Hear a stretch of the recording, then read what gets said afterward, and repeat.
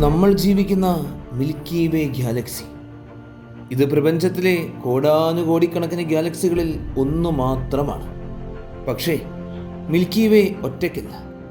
അതിൻ്റെ സമീപത്ത് തന്നെ സ്ഥിതി ചെയ്യുന്ന ആൻഡ്രോമെഡ ഗാലക്സി, ട്രയാങ്കുലം ഗാലക്സി, കൂടാതെ 50-ലധികം ചെറിയ സാറ്റലൈറ്റ് ഗാലക്സികൾ ചേർന്നതാണ് നമ്മുടെ ഈ കോസ്മിക് നെയ്ബർഹുഡ്, അതായത് ലോക്കൽ ഗ്രൂപ്പ് രൂപപ്പെട്ടിരിക്കുന്നത്. ഈ ഗാലക്സികളിൽ ഓരോന്നിലും കോടാനുകോടിക്കണക്കിന് നക്ഷത്രങ്ങളുണ്ട്. മിൽക്കി വേയേക്കാൾ വലിപ്പമുള്ള ആൻഡ്രോമെഡ ഗാലക്സി ഏകദേശം 2.5 ദശലക്ഷം പ്രകാശവർഷങ്ങൾ അകലെയാണെങ്കിലും ഇത് നമ്മുടെ ദിശയിലേക്ക് മണിക്കൂറിൽ ലക്ഷക്കണക്കിന് കിലോമീറ്റർ വേഗതയിൽ സഞ്ചരിച്ചു കൊണ്ടേയിരിക്കുന്നു. കോടിക്കണക്കിന് വർഷങ്ങൾക്ക് ശേഷം ആൻഡ്രോമെഡയും മിൽക്കി വേയും തമ്മിൽ ഒരു വലിയ കൂട്ടിയിടി സംഭവിക്കുമെന്ന് ശാസ്ത്രലോകം പ്രവചിക്കുന്നു. പക്ഷേ ഈ ഗാലക്സികളെല്ലാം എങ്ങനെ ബന്ധപ്പെട്ട് കിടക്കുന്നു? ലോക്കൽ ഗ്രൂപ്പ് യഥാർത്ഥത്തിൽ എത്രത്തോളം വലുതാണ്? ട്രയാങ്കുലം ഗാലക്സിയുടെ പങ്കെന്താണ്? മിൽക്കി വേയെ ചുറ്റിപ്പറ്റി കിടക്കുന്ന സാറ്റലൈറ്റ് ഗാലക്സികൾ ഏതെല്ലാമാണ്? ഇന്ന് നമുക്ക് നമ്മുടെ ഈ കോസ്മിക് നെയ്ബർഹുഡിലേക്ക് ഒരു അത്ഭുത യാത്ര നടത്താം. മിൽക്കി വേ മുതൽ ആൻഡ്രോമെഡ, ട്രയാങ്കുലം, ഇവയെ ചുറ്റിപ്പറ്റി കിടക്കുന്ന കുഞ്ഞി കുഞ്ഞി ഗാലക്സികൾ വരെ പ്രപഞ്ചത്തിലെ നമ്മുടെ യഥാർത്ഥ വിലാസം കണ്ടെത്തുന്നതിനുള്ള ഒരത്ഭുത യാത്ര.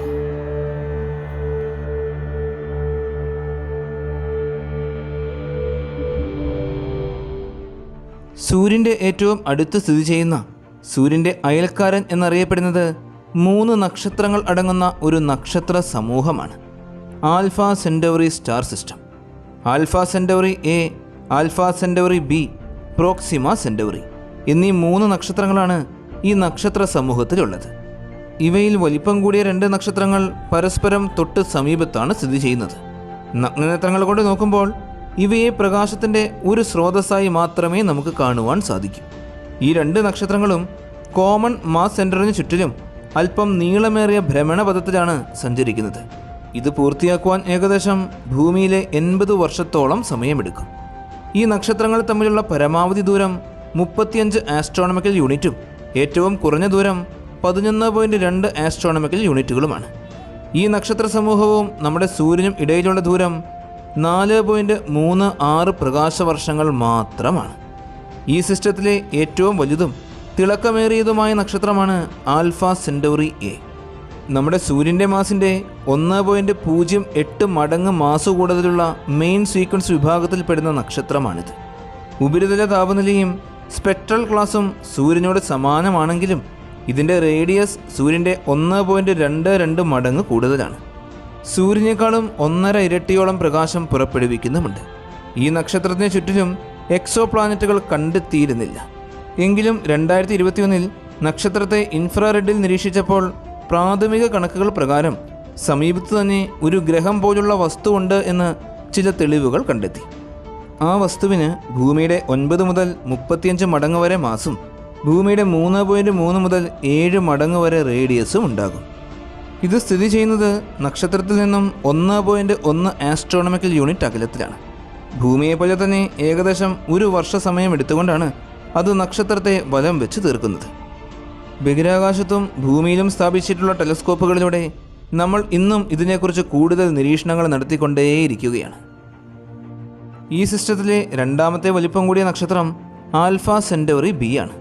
ഇതും ഒരു മെയിൻ സീക്വൻസ് വിഭാഗത്തിൽപ്പെടുന്ന നക്ഷത്രമാണ്. എന്നിരുന്നാലും ഇതിൻ്റെ മാസ് സൂര്യൻ്റെ മാസിനേക്കാളും 10% കുറവാണ്. റേഡിയസും സൂര്യൻ്റെ 86% വരെ മാത്രമേ ഉള്ളൂ. ടോണും സൂര്യനേക്കാൾ അല്പം കുറവാണ്. ഇതിൻ്റെ ഉപരിതല താപനില 5260 കെൽവിൻ അഥവാ 5000 ഡിഗ്രി സെൽഷ്യസിലും ഒരൽപ്പം കുറവാണ്. ഈ ഘടകങ്ങളെല്ലാം കൂട്ടിച്ചേർത്ത് കഴിയുമ്പോൾ ഈ നക്ഷത്രത്തിന് ഓറഞ്ച് നിറമാണുള്ളത്. ആൽഫ സെൻറ്റൗറി ബി അതിൻ്റെ ക്ലാസ്സിലെ മറ്റ് നക്ഷത്രങ്ങളുമായി താരതമ്യപ്പെടുത്തുമ്പോൾ എക്സ്റേ ശ്രേണിയിൽ വളരെയധികം ഊർജം പുറപ്പെടുവിക്കുന്നു. കൂടാതെ ഈ നക്ഷത്രത്തിൻ്റെ ഉപരിതലത്തിൽ വളരെയേറെ തിളക്കത്തോടുകൂടിയ ഫ്ലെയറുകൾ പുറത്തു വരുന്നതായി കാണുവാൻ സാധിക്കും. ഈ നക്ഷത്രത്തിന് ചുറ്റിലും നാളിതുവരെ നമുക്കൊരു ഗ്രഹത്തെയും കണ്ടെത്തുവാൻ സാധിച്ചിട്ടേയില്ല. ഈ സിസ്റ്റത്തിലെ 3ാമത്തെ നക്ഷത്രം നമ്മൾ ഇതുവരെ കണ്ട 2 നക്ഷത്രങ്ങളെക്കാളും വളരെയേറെ വ്യത്യസ്തമാണ്. ഇത് സൂര്യൻ്റെ 12% മാത്രം മാസമുള്ള ഒരു ചുവന്ന കുള്ളൻ നക്ഷത്രമാണ്. ഇതിന് സൂര്യൻ്റെ 9 മടങ്ങ് വലിപ്പം കുറവാണ്. ഇതിൻ്റെ ഉപരിതല താപനില സാധാരണ റെഡ് ഡ്വാർഫുകളെ പോലെ തന്നെ 3000 കെൽവിനാണ്. ഈ സ്റ്റാർ സിസ്റ്റത്തിലെ ഈ ചെറിയ നക്ഷത്രമാണ് നമ്മുടെ സൂര്യൻ്റെ ഏറ്റവും അടുത്ത് സ്ഥിതി ചെയ്യുന്നത്, പ്രോക്സിമ സെൻറ്റൗറി. ഇത് സൂര്യനിൽ നിന്നും ഏകദേശം 4.25 പ്രകാശവർഷങ്ങൾ മാത്രം അകലത്തിലാണ് സ്ഥിതി ചെയ്യുന്നത്. ഈ നക്ഷത്രം നമ്മുടെ സമീപത്തേക്ക് സഞ്ചരിച്ചുകൊണ്ടിരിക്കുകയാണ്. അടുത്ത 26,700 വർഷങ്ങൾക്കിടയിൽ വെറും 3 പ്രകാശവർഷങ്ങൾ മാത്രം അകലത്തിലെത്തും. എങ്കിലും ഇതിൻ്റെ വളരെ കുറഞ്ഞ പ്രകാശം കാരണം ഭൂമിയിൽ നിന്നുകൊണ്ട് നമുക്കിതിനെ കാണുവാൻ സാധിക്കുകയേയില്ല. പ്രോക്സിമ സെൻറ്റൗറി നക്ഷത്ര വ്യവസ്ഥയിലെ മറ്റ് 2 നക്ഷത്രങ്ങളിൽ നിന്നും വളരെയേറെ അകലെയാണ് സ്ഥിതി ചെയ്യുന്നത്. ഏകദേശം 13,000 ആസ്ട്രോണമിക്കൽ യൂണിറ്റുകൾ അഥവാ 0.21 പ്രകാശവർഷത്തോളം അകലെ. പ്രോക്സിമ സെൻറ്റൗറിക്ക് സിസ്റ്റത്തിൻ്റെ പൊതുപിണ്ഡത്തിൽ നിന്നും ചുറ്റിലും പരിക്രമണം ചെയ്തു തീർക്കുവാൻ 5,47,000 വർഷങ്ങളോളം വേണ്ടിവരും. ഈ നക്ഷത്രം സിസ്റ്റത്തിലുള്ള മറ്റ് 2 നക്ഷത്രങ്ങളിൽ നിന്നും തികച്ചും വ്യത്യസ്തമാണ്. നാളിതുവരെ സ്ഥിരീകരിച്ച 2 എക്സോ പ്ലാനറ്റുകൾ പ്രോക്സിമ സെൻറ്റൗറിക്ക് ചുറ്റിലുമുണ്ട്. കൂടാതെ മറ്റൊരു എക്സോ പ്ലാനറ്റും ചിഹ്നഗ്രഹ വലയങ്ങളുമുണ്ടെന്നാണ് ശാസ്ത്രജ്ഞന്മാർ അനുമാനിക്കുന്നത്. ആദ്യത്തെ ഗ്രഹം പ്രോക്സിമ സെൻറ്റൗറി ബി. നക്ഷത്രത്തിൽ നിന്നും 0.5 ആസ്ട്രോണമിക്കൽ യൂണിറ്റ് അകലത്തിലാണ് ഈ ഗ്രഹം സ്ഥിതി ചെയ്യുന്നത്. ഒരു തവണ നക്ഷത്രത്തെ വലം വെച്ച് തീർക്കുവാൻ 11 ഭൗമ ദിനങ്ങൾ വേണ്ടിവരും. ഇതിന് ഭൂമിയുടെ 10 മുതൽ 20% കൂടുതൽ മാസം, ഭൂമിയേക്കാൾ 1.3 ഇരട്ടി വലിപ്പവുമുണ്ട്. ഈ ഗ്രഹം സ്ഥിതി ചെയ്യുന്നത് നക്ഷത്രത്തിൻ്റെ വാസയോഗ്യമായ മേഖലയിലാണ്. പ്രോക്സിമ ബി ഭൂമിയെപ്പോലെ തന്നെ പാറകൾ നിറഞ്ഞ ഒരു റോക്കി പ്ലാനറ്റാണ്. ഈ ഗ്രഹത്തിൽ ദ്രാവക രൂപത്തിൽ ജലം നിലനിൽക്കുവാനുള്ള സാധ്യതകളും ഏറെയാണ്. സൂര്യനിൽ നിന്നും ഭൂമിക്ക് ലഭിക്കുന്ന ഊർജത്തിൻ്റെ 65% ഊർജമാണ് നക്ഷത്രത്തിൽ നിന്നും ഗ്രഹത്തിലേക്ക് നിരന്തരം ലഭിച്ചുകൊണ്ടിരിക്കുന്നത്. ഈ ഗ്രഹത്തിന് ശക്തമായൊരു മാഗ്നറ്റിക് ഫീൽഡ് ഇല്ല. അതുകൊണ്ട് തന്നെ നക്ഷത്രത്തിൽ നിന്നും വരുന്ന തീവ്രമായ ചൂടേറ്റ് ഗ്രഹത്തിൻ്റെ അന്തരീക്ഷം ഇതിനോടകം നഷ്ടപ്പെട്ടു പോയിട്ടുണ്ടാകാം. ഇതുകൂടാതെ പ്രോക്സിമ ഡി എന്ന സ്ഥിരീകരിച്ച മറ്റൊരു ഗ്രഹവും ഈ നക്ഷത്രത്തെ വലംവെക്കുന്നുണ്ട്. ഈ 2 ഗ്രഹങ്ങളും കൂടാതെ ഭൂമിയുടെ 7 മടങ്ങിലും കൂടുതൽ വലിപ്പമുള്ള മറ്റൊരു വലിയ ഗ്രഹമുണ്ട് എന്നും പറയുന്നു. കൂടാതെ ധാരാളം പൊടിപടലങ്ങളും ആസ്ട്രോയിഡുകളും നിറഞ്ഞ 2 വലിയ ചിഹ്നഗ്രഹ വലയങ്ങളും നക്ഷത്രത്തിന് ചുറ്റിലുമുണ്ട്. ഭൂമിയിൽ നിന്നും ഏകദേശം 42 പ്രകാശവർഷങ്ങൾക്കകലെ വളരെ വലിപ്പം കുറഞ്ഞൊരു നക്ഷത്രം സ്ഥിതി ചെയ്യുന്നുണ്ട്, ഗ്ലീസെ 1214 എന്ന റെഡ് ഡ്വാർഫ് നക്ഷത്രം. ഈ ചുവന്ന കുള്ളൻ നക്ഷത്രം സൂര്യനേക്കാൾ 5 ഇരട്ടിയോളം ചെറുതാണ്. ഇതിൻ്റെ മാസ് സൂര്യൻ്റെ 15.7% മാത്രമേ ഉള്ളൂ. മാത്രമല്ല ഈ നക്ഷത്രം നമ്മുടെ സൂര്യനേക്കാളും 300 മടങ്ങോളം മങ്ങിയതാണ്. സാധാരണ റെഡ് ഡ്വാർഫ് നക്ഷത്രങ്ങളെ പോലെ തന്നെയാണ് ഇതിൻ്റെ ഉപരിതല താപനിലയും 3000 കെൽവിൻ, അതായത് 2700 ഡിഗ്രി സെൽഷ്യസ്. ആകാശഗംഗയിലെ കോടാനുകോടി നക്ഷത്രങ്ങളിൽ റെഡ് ഡ്വാർഫ് നക്ഷത്രങ്ങളാണ് ഏറ്റവും കൂടുതലായി കാണപ്പെടുന്നത്. 2009 ഈ നക്ഷത്രത്തെ വലം വയ്ക്കുന്ന ഒരു ഗ്രഹത്തെ കണ്ടെത്തി. ഗ്ലീസെ 1214 ബി എന്ന് പേരിട്ടിരിക്കുന്ന ഈ ഗ്രഹത്തിൻ്റെ വ്യാസം ഭൂമിയുടെ 2.5 മടങ്ങിലും കൂടുതലാണ്.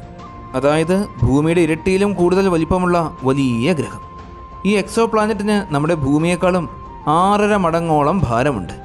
ഗ്ലീസെ 1214 ബി എന്ന ഈ ഗ്രഹത്തിൻ്റെ ശരാശരി സാന്ദ്രത 1870 കിലോ പെർ ക്യൂബിക് മീറ്ററാണ്.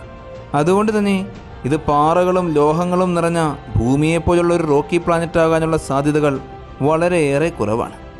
ഉപരിതലം മുഴുവൻ സമുദ്രത്താൽ നിറഞ്ഞു കിടക്കുന്ന ഒരു സമുദ്രഗ്രഹം അഥവാ ഓഷ്യൻ പ്ലാനറ്റാണിത്. ഈ ഗ്രഹം നക്ഷത്രത്തിൻ്റെ തൊട്ടടുത്തുകൂടെയാണ് നക്ഷത്രത്തെ വലം വയ്ക്കുന്നത്. നക്ഷത്രത്തിൽ നിന്നുമുള്ള അകലം 2 ദശലക്ഷം കിലോമീറ്ററുകൾ മാത്രമാണ്. അതായത് സൂര്യനിൽ നിന്നും ഭൂമിയിലേക്കുള്ള ദൂരത്തിൻ്റെ 75 മടങ്ങ് കുറവ്. ഭൂമിയിലെ വെറും 36 മണിക്കൂറുകൾ കൊണ്ട് ഈ ഗ്രഹം ഒരു തവണ നക്ഷത്രത്തെ പരിക്രമണം ചെയ്ത് തീർക്കും. ഈ റെഡ് ഡ്വാർഫ് നക്ഷത്രം സൂര്യനേക്കാളും 300 മടങ്ങോളം മങ്ങിയതാണ്. എങ്കിലും നക്ഷത്രത്തോടുള്ള ഈ അവിശ്വസനീയമായ സാമീപ്യം ഗ്രഹത്തിൻ്റെ കാലാവസ്ഥയെ ആകെ മാറ്റിമറിക്കുന്നുണ്ട്. ഈ ഗ്രഹത്തിൻ്റെ അന്തരീക്ഷത്തിൽ പ്രധാനമായും ജലബാഷ്പവും അനുബന്ധ വാതകങ്ങളുമാണ് അടങ്ങിയിരിക്കുന്നത്. ഗ്ലീസെ 1214 ബി എന്ന ഈ ഗ്രഹത്തിൻ്റെ ഉപരിതലത്തിലെ അവസ്ഥകൾ ഒരു ഭീമൻ സ്റ്റീം ബോയിലറിലുള്ളതുപോലെ തന്നെയാണ്.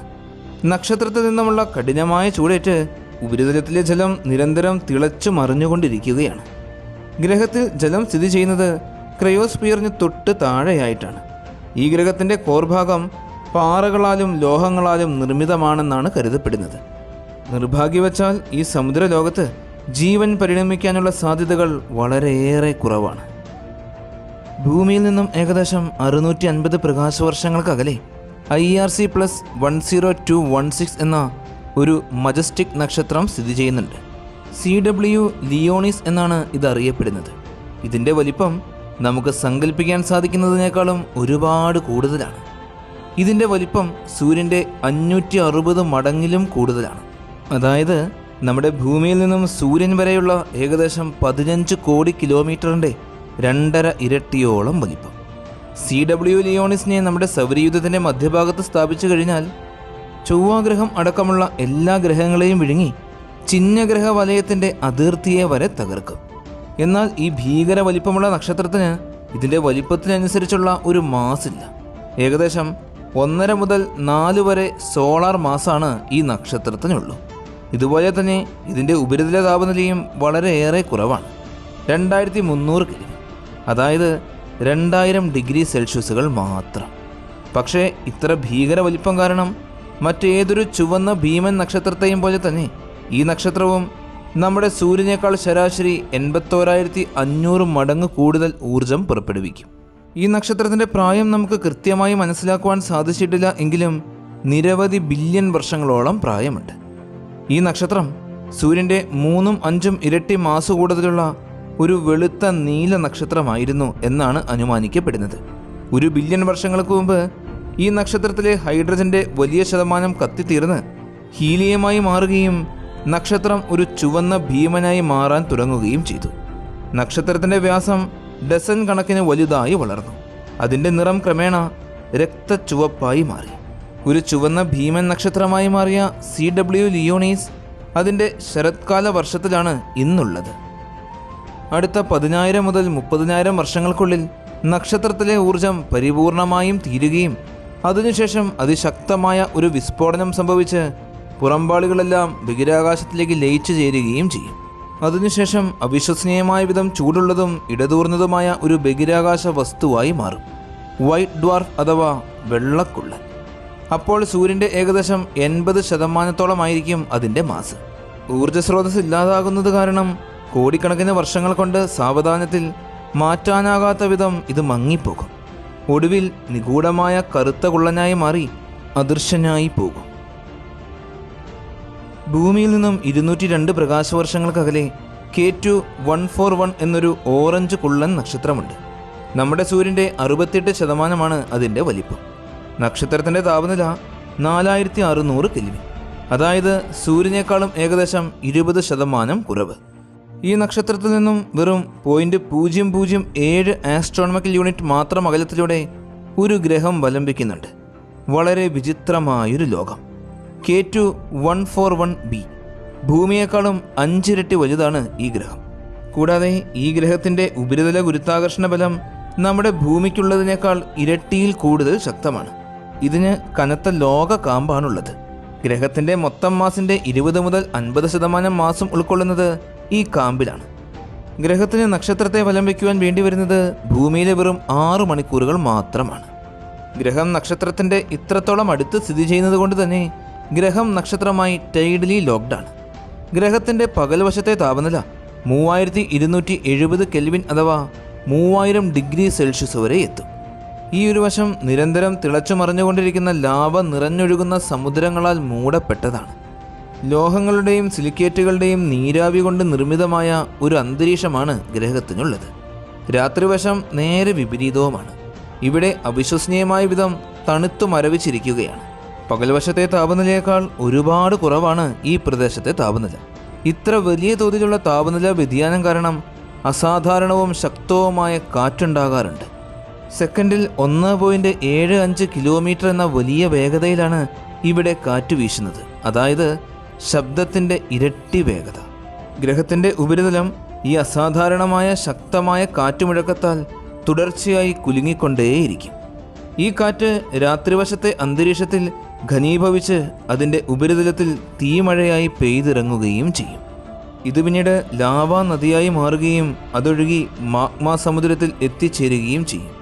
രാത്രിവശത്തിൻ്റെ അതിർത്തി ഭാഗങ്ങളിൽ മാത്രമേ ഈ തീമഴ പെയ്തിറങ്ങാറുള്ളൂ. രാത്രിവശത്തിൻ്റെ മധ്യഭാഗം തണുത്ത പാറകൾ നിറഞ്ഞ മരവിച്ച മരുഭൂമി പോലെയാണ്.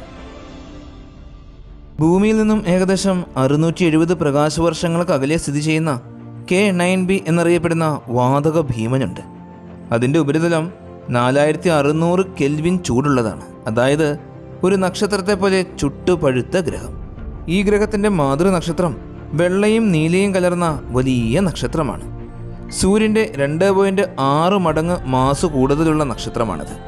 ഈ നക്ഷത്രത്തിൻ്റെ ഉപരിതല താപനില 99,900 ഡിഗ്രി സെൽഷ്യസോളമാണ്. ഗ്രഹം നക്ഷത്രത്തിൽ നിന്നും 0.035 ആസ്ട്രോണമിക്കൽ യൂണിറ്റ് അകലത്തിലാണ് സ്ഥിതി ചെയ്യുന്നത്. ഈ നക്ഷത്രത്തിന് ചുറ്റിലും ഏകദേശം 1.5 ദിവസം കൊണ്ട് ഒരു പരിക്രമണം പൂർത്തിയാക്കും. K9b എന്ന ഗ്രഹം വ്യാഴവുമായി താരതമ്യപ്പെടുത്തുമ്പോൾ ഒരു ചൂടുള്ള വാതക ഭീമനാണ്. ഇതിൻ്റെ മാസ് വ്യാഴത്തിൻ്റെ 2.8 മടങ്ങിലും കൂടുതലാണ്. ഇതിൻ്റെ റേഡിയസ് നമ്മുടെ സോളാർ സിസ്റ്റത്തിലെ ഏറ്റവും വലിയ ഗ്രഹത്തിൻ്റെ ഇരട്ടിയിലും കൂടുതലാണ്. ഇനി നമ്മൾ കാണാൻ പോകുന്നത് പ്രപഞ്ചത്തിൻ്റെ ആഴങ്ങളിൽ പതിയിരിക്കുന്ന ഏറ്റവും വലിയ അപകടകാരികളായ ബ്ലാക്ക് ഹോളുകളെയാണ്.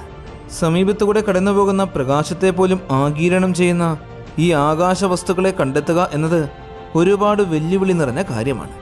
നമ്മുടെ ഗാലക്സിയായ മിൽക്കി വേക്കുള്ളിൽ മാത്രം ഏകദേശം 10,000 കോടിയോളം ബ്ലാക്ക് ഹോളുകളുണ്ട്. ഭൂമിയിൽ നിന്നും 3300 പ്രകാശവർഷങ്ങൾക്ക് അകലെ സ്ഥിതി ചെയ്യുന്ന V616 എന്ന് വിളിക്കപ്പെടുന്ന ഒരു ബ്ലാക്ക് ഹോൾ ഉണ്ട്. ഭൂമിക്ക് ഏറ്റവും അടുത്ത് സ്ഥിതി ചെയ്യുന്ന തമോഗർത്തങ്ങളിൽ ഒന്നാണിത്. കൂടാതെ മോണോസെറസ് എന്ന നക്ഷത്ര സമൂഹത്തിലെ ഒരു ബൈനറി നക്ഷത്രത്തിൻ്റെ ഭാഗവുമാണ്. സിസ്റ്റത്തിലെ മറ്റൊരു വസ്തു സൂര്യൻ്റെ പകുതി മാസുള്ള ഒരു ഓറഞ്ച് ഡ്വാർഫ് നക്ഷത്രമാണ്. ഓരോ 7.75 മണിക്കൂറുകളിലും ഒരു അജ്ഞാത വസ്തുവിനെ ഇത് പൂർണ്ണമായും ഭ്രമണം ചെയ്ത് തീർക്കാറുണ്ട്. ഈ അദൃശ്യ വസ്തുവിന് സൂര്യൻ്റെ 6.6 മടങ്ങ് വലിപ്പമാണുള്ളത്. ഇതേ സമയം തന്നെ ഇതിൻ്റെ സമീപത്ത് സ്ഥിതി ചെയ്യുന്ന ഒരു ഭീമൻ അയൽക്കാരന് രൂപമാറ്റം സംഭവിച്ചുകൊണ്ടേയിരിക്കുന്നു. കുള്ളൻ നക്ഷത്രത്തിൻ്റെ പുറംപാളിയിൽ നിന്നും വസ്തുക്കളെല്ലാം ചുട്ടുപൊള്ളുന്ന വാതകത്തിൻ്റെ സർപ്പിള പ്രവാഹങ്ങളായി ക്രമേണ തമോഗർത്തത്തിനുള്ളിലേക്ക് പോകുന്നു. വളരെയേറെ ശോഭയുള്ള ഒരു വലിയ അക്രീഷൻ ഡിസ്കായി അത് രൂപപ്പെടുകയും ചെയ്യുന്നു. V616 എന്ന ഈ ബ്ലാക്ക് ഹോളിനെ കണ്ടെത്തിയ പ്രദേശത്തിന് ചുറ്റിലുമായി നിരവധി ഡസൻ കണക്കിന് നക്ഷത്രങ്ങളും അവയ്ക്ക് ചുറ്റിലും ധാരാളം ഗ്രഹവ്യവസ്ഥകളുമുണ്ട്. ഭാവിയിൽ ഇവയിൽ പലതും ബ്ലാക്ക് ഹോളിൻ്റെ സമീപത്തെത്തുകയും അവ പതിയെ ബ്ലാക്ക് ഹോളിലേക്ക് വീഴുകയും ചെയ്യും. നക്ഷത്രങ്ങൾക്ക് ചുറ്റിലും ഗ്രഹങ്ങൾ വലം വയ്ക്കുന്നത് പോലെ തന്നെ തമോഗർത്തങ്ങൾക്ക് ചുറ്റിലും വലം വയ്ക്കുന്ന ഗ്രഹങ്ങളുമുണ്ട്. കാരണം ചുറ്റിലുമുള്ള സകല വസ്തുക്കളെയും ബ്ലാക്ക് ഹോളുകൾക്ക് വലിച്ചടിപ്പിക്കുവാൻ സാധിക്കില്ല. അവ ഒരേ മാസുള്ള മറ്റൊരു നക്ഷത്രത്തെ പോലെ തന്നെയാണ് പെരുമാറുന്നത്. പ്രപഞ്ചത്തിൽ പ്രധാനമായും 3 തരം ബ്ലാക്ക് ഹോളുകളാണുള്ളത്. അവ മാസിൻ്റെ കാര്യത്തിൽ പരസ്പരം വ്യത്യസ്തരുമാണ്. ഒട്ടുമിക്ക സർപ്പിള ഗാലക്സികളുടെയും അതായത് സ്പൈറൽ ഗാലക്സികളുടെയും മധ്യഭാഗത്ത് കാണപ്പെടുന്നവയാണ് കോടാനുകോടി സൗരപിണ്ഡങ്ങൾ അടങ്ങുന്ന അതിഭീമൻ സൂപ്പർ മാസീവ് ബ്ലാക്ക് ഹോളുകൾ. ഗാലക്സികളുടെ മധ്യഭാഗത്തുള്ള മാറ്ററിൻ്റെ സാന്ദ്രത സാധാരണ ഉയർന്നതാണ്. അവിടെ വലിപ്പം കൂടിയതും തിളക്കമേറിയതുമായ ധാരാളം നക്ഷത്രങ്ങൾ തൊട്ടടുത്തായി രൂപപ്പെട്ടുകൊണ്ടേയിരിക്കുന്നു. ഇവ വേഗതയിൽ കത്തിത്തീർന്ന് ബ്ലാക്ക് ഹോളുകളായി മാറുകയും ചെയ്യും. അവ പരസ്പരം ലയിച്ച് അതിഭീമൻ ബ്ലാക്ക് ഹോളുകളായി മാറും. ഇവ ഒരുപാട് വലിപ്പമുള്ള അക്രീഷൻ ഡിസ്കുകളാൽ ചുറ്റപ്പെട്ടുമിരിക്കുന്നു. കോടിക്കണക്കിന് പ്രകാശവർഷങ്ങൾക്ക് അകലെ നിന്നുപോലും ഇവയെ കാണുവാൻ സാധിക്കുന്ന അത്രത്തോളം പ്രകാശമുണ്ടായിരിക്കും. സജിറ്റേരിയസ് എ സ്റ്റാർ എന്ന അതിഭീകര സൂപ്പർ മാസീവ് ബ്ലാക്ക് ഹോളാണ് നമ്മുടെ ഗാലക്സിയുടെ മധ്യഭാഗത്ത് സ്ഥിതി ചെയ്യുന്നത്. നമ്മുടെ ഗാലക്സിയിൽ ഇരുണ്ടതും കണ്ടെത്താൻ സാധിക്കാത്തതുമായ ധാരാളം വസ്തുക്കളുണ്ട്. അവയിൽ അലഞ്ഞു തിരിഞ്ഞു നടക്കുന്ന തമോഗർത്തങ്ങളുമുണ്ട്. നക്ഷത്രാന്തര ബഹിരാകാശത്ത് ചുറ്റി സഞ്ചരിച്ച് ഇവർ കാണുന്ന ഓരോ പ്രകാശത്തെയും ആഗിരണം ചെയ്യുകയാണ്. നമ്മുടെ ക്ഷീരപഥം ഒരു സ്പൈറൽ അഥവാ സർപ്പിള വിഭാഗത്തിൽപ്പെടുന്ന ഗാലക്സിയാണ്. ഇതിന് ഇന്നത്തെ ഈ രൂപം സ്വീകരിക്കുവാൻ വളരെയേറെ സമയം വേണ്ടി വന്നു. ഒരുപാട് പഴക്കം ചെന്ന ഗാലക്സിയാണ് ആകാശഗംഗ. ഇതിൻ്റെ മധ്യഭാഗത്തുള്ള ക്ലസ്റ്ററുകളിലെ നക്ഷത്രങ്ങൾ ഏകദേശം 13 ബില്യൺ വർഷങ്ങൾക്ക് മുമ്പേ രൂപം കൊണ്ടവയാണ്. അതുപോലെ തന്നെ ക്ഷീരപഥത്തിൽ നക്ഷത്രങ്ങൾ സജീവമായി ജനിച്ചുകൊണ്ടിരിക്കുന്ന ധാരാളം പ്രദേശങ്ങളുണ്ട്. അതായത് യുവനക്ഷത്രങ്ങളുടെ ഒരു പുതിയ ശേഖരം എപ്പോഴും ഉണ്ടാകും. നമ്മുടെ ഗാലക്സിയിൽ കുറഞ്ഞത് 40,000 കോടി വ്യത്യസ്തങ്ങളായ നക്ഷത്രങ്ങളുണ്ട്. അവയിൽ 25 മുതൽ 100 ബില്യൺ വരെ തവിട്ടുകുള്ളന്മാരാണ്. കൂടാതെ ചെറുതും വലുതുമായ 1 ട്രില്യനോളം ഗ്രഹങ്ങളും എണ്ണമറ്റ ചിഹ്നഗ്രഹങ്ങളും കോസ്മിക് പൊടിപടലങ്ങളും ഇൻട്രസ്റ്റെല്ലർ വാതക മേഘങ്ങളും എല്ലാമുണ്ട്. ക്ഷീരപഥത്തിൻ്റെ മൊത്തത്തിലുള്ള മാസിൻ്റെ 90% മാസും നമുക്ക് ഇന്നും മനസ്സിലാക്കാൻ സാധിക്കാത്ത മാറ്ററാണ്. ആ മാറ്ററിനെ നമ്മൾ ഡാർക്ക് മാറ്റർ എന്നാണ് വിളിക്കുന്നത്. അതായത് ഗാലക്സി പിണ്ഡത്തിൻ്റെ ഭൂരിഭാഗവും അദൃശ്യമായി തന്നെ തുടരുകയാണ്. നമ്മുടെ ഗാലക്സിയുടെ ആകെ മാസ് ഏകദേശം 1.5 ട്രില്യൺ സോളാർ മാസാണ്. ഗാലക്സിയുടെ ഒരു പ്രദേശം വാതകത്തിൻ്റെയും പൊടിപടലങ്ങളുടെയും പടുകൂറ്റൻ മേഘങ്ങളാൽ മൂടപ്പെട്ടിരിക്കുകയാണ്. എന്നാൽ മിക്ക സ്പൈറൽ ഗാലക്സികളെയും പോലെ തന്നെ ബാർട്സ് വിൻഡോ എന്നറിയപ്പെടുന്ന പൊടിപടലങ്ങൾ കുറവുള്ള സ്ഥലത്തുകൂടെ നമുക്കിതിനെ നിരീക്ഷിക്കുവാൻ കഴിയും. ക്ഷീരപഥത്തിൻ്റെ മധ്യഭാഗത്ത് സജിറ്റേരിയസ് എ സ്റ്റാർ എന്ന സൂപ്പർ മാസീവ് ബ്ലാക്ക് ഹോളാണുള്ളത് എന്ന് നമ്മൾ ആദ്യം കണ്ടു കഴിഞ്ഞു. ഇതിന് ഏകദേശം 3 പ്രകാശവർഷത്തോളം റേഡിയസുള്ള വൃത്താകൃതിയായ ഒരു അക്രീഷൻ ഡിസ്കാണുള്ളത്. അതിൻ്റെ മാസ് 4.3 ദശലക്ഷം സൗരപിണ്ഡമാണ്. ഗാലക്സിയുടെ മധ്യഭാഗത്ത് സ്ഥിതി ചെയ്യുന്ന ഈ സൂപ്പർ മാസീവ് ബ്ലാക്ക് ഹോളിനെ കുറിച്ച് നമുക്ക് അത്ര അറിവില്ലായിരുന്നു. ഈ ഒരു ബ്ലാക്ക് ഹോളിനെ കുറിച്ചുള്ള സമഗ്രമായ ഡേറ്റകൾ ലഭിച്ചത് 2022 മെയ് മാസം 12-ാം തീയതി മാത്രമാണ്. ബ്ലാക്ക് ഹോളിൻ്റെ ചുറ്റിലുമുള്ള ഗാലക്സിയുടെ മധ്യഭാഗത്തെ പ്രദേശം വളരെയേറെ പോപ്പുലേറ്റഡ് ആണ്. 6000-ലും കൂടുതൽ നക്ഷത്രങ്ങളാണ് ഇതിനോടകം അവിടെ നമ്മൾ കണ്ടെത്തിയിരിക്കുന്നത്. ഡെസിഗ്നേഷൻ X62 വിഭാഗത്തിൽപ്പെടുന്ന ഒരു വെളുത്ത നീല നക്ഷത്രം തമോഗർത്തത്തിൽ നിന്നും 17.8 ആസ്ട്രോണമിക്കൽ ദൂരത്ത് സ്ഥിതി ചെയ്യുന്നുണ്ട്. ബഹിരാകാശത്തെ ഈ ഒരു പ്രദേശം കടക്കുമ്പോൾ ഏകദേശം 1 ദശലക്ഷം സോളാർ മാസും ഏകദേശം 200 പ്രകാശവർഷത്തിൽ അകലെയുള്ള നിരവധി വലിയ നക്ഷത്രങ്ങളും നമുക്ക് കാണുവാൻ സാധിക്കും. കൂടുതൽ ദൂരം സഞ്ചരിക്കുമ്പോൾ നമ്മൾ കേന്ദ്രത്തിൽ എത്തിച്ചേരും. 1600 മുതൽ 1900 വരെ പ്രകാശവർഷത്തോളം വ്യാസമുള്ള ഒരു അസാധാരണ ആകൃതിയുള്ള പ്രദേശം. ഇതിൻ്റെ മാസ് 60 ദശലക്ഷത്തിലും അധികം സോളാർ മാസാണ്. ധാരാളം സ്റ്റെല്ലാർ നേഴ്സറികളും ഗ്യാസ് നെബുലകളും പ്രോട്ടോസ്റ്റാറുകളും സൂപ്പർനോവയുടെ അവശിഷ്ടങ്ങളുമെല്ലാം ഇവിടെയുണ്ട്. മേഘങ്ങളിൽ ഭൂരിഭാഗവും സാന്ദ്രതയേറിയ ഹൈഡ്രജനാണുള്ളത്. 10,000 പ്രകാശവർഷത്തോളം അടുത്തെത്തി കഴിയുമ്പോൾ ദീർഘവൃത്താകൃതിയും തിളക്കം കൂടിയതുമായ ഒരു ഭീകരമായ രൂപീകരണം കാണുവാൻ സാധിക്കും. അതിൻ്റെ വ്യാസം ഏകദേശം 7 പ്രകാശവർഷത്തോളമാണ്. ഈ രൂപീകരണത്തിൻ്റെ ആകെ മാസ് സൂര്യൻ്റെ 10 ബില്യൺ മാസിലും കൂടുതലാണ്. ഈ നക്ഷത്ര സമൂഹത്തിൻ്റെ ഒരറ്റത്ത് ഏറ്റവും വലിപ്പം കൂടിയ നക്ഷത്രം ഉൾക്കൊള്ളുന്ന സ്റ്റിവൻസൺ 2 എന്ന നക്ഷത്ര സമൂഹത്തെയും കാണുവാൻ സാധിക്കും. ഇതിലാണ് സ്റ്റിവൻസൺ 218 സ്ഥിതി ചെയ്യുന്നത്. ഇതിൻ്റെ റേഡിയസ് സൂര്യൻ്റെ 2150 മടങ്ങിലും കൂടുതലാണ്. ഇതിനു ചുറ്റിലും ഒരു ഗ്രഹവും നിലനിൽക്കുവാനുള്ള സാധ്യതകളില്ല. ഒരുപക്ഷെ ഗ്രഹങ്ങൾ ഉണ്ടായിരുന്നുവെങ്കിൽ ഈ ഹൈപ്പർ ഭീമൻ അതിനെയെല്ലാം വിഴുങ്ങിക്കളഞ്ഞിട്ടുണ്ടാകും. ഗാലക്സിയുടെ കേന്ദ്രത്തിൽ നിന്നും ഏകദേശം 27,000-ഓളം പ്രകാശവർഷങ്ങൾ അകലെയാണ് നമ്മൾ വസിക്കുന്ന സൗരയൂഥം സ്ഥിതി ചെയ്യുന്നത്. നമ്മുടെ ഭൂമിയുടെ ദിശയിൽ നിന്ന് നോക്കുമ്പോൾ ഈ ഗാലക്സിയുടെ കേന്ദ്രം ഇരുണ്ടതായിട്ടാണ് നമുക്ക് കാണപ്പെടുന്നത്. ഇതിനെ ഗ്രേറ്റ് ഡ്രിഫ്റ്റ് എന്നാണ് വിളിക്കുക. ക്ഷീരപഥത്തിൻ്റെ ഭൂരിഭാഗവും നമ്മുടെ നോട്ടത്തിൽ നിന്നും മറയ്ക്കപ്പെട്ടിരിക്കുന്ന പ്രദേശം. ഇവിടെ നക്ഷത്രാന്തര വാതകങ്ങളുടെയും പൊടിപടലങ്ങളുടെയും പടുകൂറ്റൻ മേഘങ്ങളാണ് നിറഞ്ഞു നിൽക്കുന്നത്. ഇതിൻ്റെ മൊത്തത്തിലുള്ള മാസ് സൂര്യൻ്റെ മാസിൻ്റെ 1 ദശലക്ഷം മടങ്ങെങ്കിലും കൂടുതലാണ്. ഈ മേഘങ്ങളിൽ ഭൂരിഭാഗവും അടങ്ങിയിരിക്കുന്നത് ഹൈഡ്രജനും ചെറിയ അളവിൽ കൂടുതൽ സങ്കീർണമായ സംയുക്തങ്ങളായ അമോണിയയും ആൽക്കഹോളും അമിനോ ആസിഡുകളുമാണ്. ക്ഷീരപഥത്തിൻ്റെ പരിസരങ്ങളിൽ വലിയ അളവിൽ തന്നെ ഡാർക്ക് മാറ്റർ അഥവാ ഇരുണ്ട ദ്രവ്യം ചിതറിക്കിടക്കുന്നതായാണ് കരുതപ്പെടുന്നത്. 2 ദശലക്ഷം പ്രകാശവർഷത്തോളം നീണ്ടുകിടക്കുന്ന ഇത് വൈദ്യുതകാന്തിക വികിരണങ്ങളൊന്നും പുറപ്പെടുവിക്കുന്നില്ല. ഗുരുത്വാകർഷണ പ്രതിപ്രവർത്തനങ്ങളിലൂടെ മാത്രമേ നമുക്കിവയെ കണ്ടെത്താൻ സാധിക്കൂ. ഇന്നും പരിഹരിക്കപ്പെടാത്ത രഹസ്യമായി തുടരുന്ന ഈ ഡാർക്ക് മാറ്റർ നമ്മുടെ ഗാലക്സിയുടെ സ്ഥിരതയ്ക്ക് വളരെയധികം സംഭാവനകൾ നൽകുന്നുണ്ട്.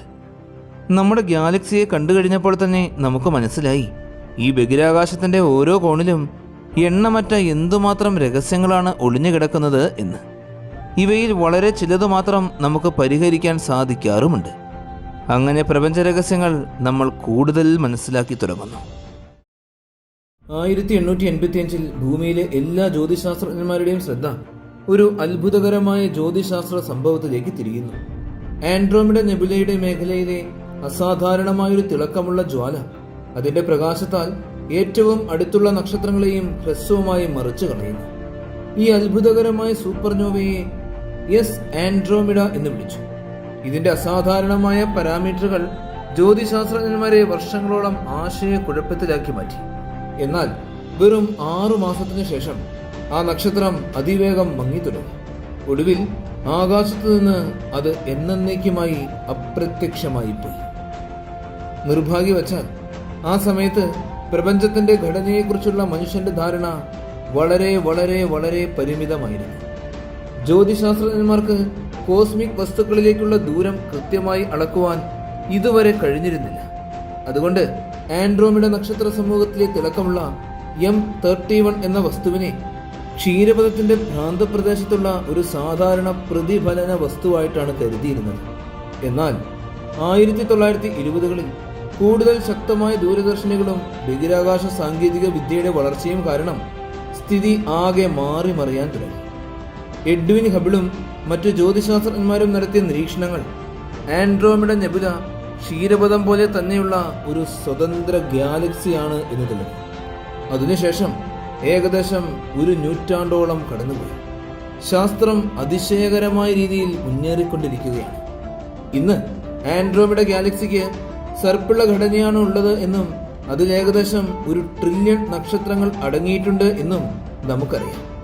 അതിന്റെ വ്യാസം ഏകദേശം 1,50,000 പ്രകാശവർഷത്തിലും കൂടുതലാണ്. അതിന്റെ മാസം ഏകദേശം 800 ബില്യൺ മുതൽ 1.2 ട്രില്യൺ സൗരപിണ്ഡം വരെയാണ് എന്ന് കണക്കാക്കപ്പെടുന്നു. എല്ലാ സർപ്പിള ഗാലക്സികളെയും പോലെ തന്നെ ആൻഡ്രോമിഡയിലും ചുവന്ന കുള്ളൻ നക്ഷത്രങ്ങളുടെ സമൃദ്ധിയുണ്ട്. കൂടാതെ അതിന്റെ ഘടനയിൽ വലിയ അളവിൽ ഇരുണ്ട ദ്രവ്യവും അടങ്ങിയിരിക്കുന്നു. ദശലക്ഷക്കണക്കിന് അടുത്തുള്ള നക്ഷത്രങ്ങളാൽ നിർമ്മിതമായ അതിന്റെ കേന്ദ്രഭാഗത്തിന്റെ പ്രകാശം അത്രത്തോളം ശക്തമാണ്. അതുകൊണ്ട് തന്നെ 1885 പൊട്ടിത്തെറിച്ച സൂപ്പർനോവയുടെ അവശിഷ്ടങ്ങൾ കണ്ടെത്തുന്നത് വളരെ കാലം അസാധ്യമായി തന്നെ തുടർന്നു. എന്നിരുന്നാലും പഴയ രേഖകൾ സൂചിപ്പിച്ചത് ആ സൂപ്പർനോവ ഗാലക്സിയുടെ മധ്യഭാഗത്ത് പൊട്ടിത്തെറിച്ചതാണ് എന്നാണ്. ഒടുവിൽ 1988 അതായത് ഈ സംഭവം നടന്ന് 103 വർഷങ്ങൾക്ക് ശേഷം ഗാലക്സിയുടെ ന്യൂക്ലിയസിൽ നിന്നും ചെറിയ അകലത്തിൽ ഒരു ചെറിയ നെബുല കണ്ടെത്തി. സ്പെക്ട്രൽ വിശകലനവും ശരിയായ ചലന മോഡലിംഗും ഉപയോഗിച്ച് മിന്നിക്കൊണ്ടിരിക്കുന്ന മധ്യമേഖലയുടെ പശ്ചാത്തലത്തിൽ കാണപ്പെട്ട ഒരു ഇരുണ്ട പൊട്ട് എസ് ആൻഡ്രോമിഡയുടെ അവശിഷ്ടമാണ് എന്ന് സ്ഥിരീകരിച്ചു.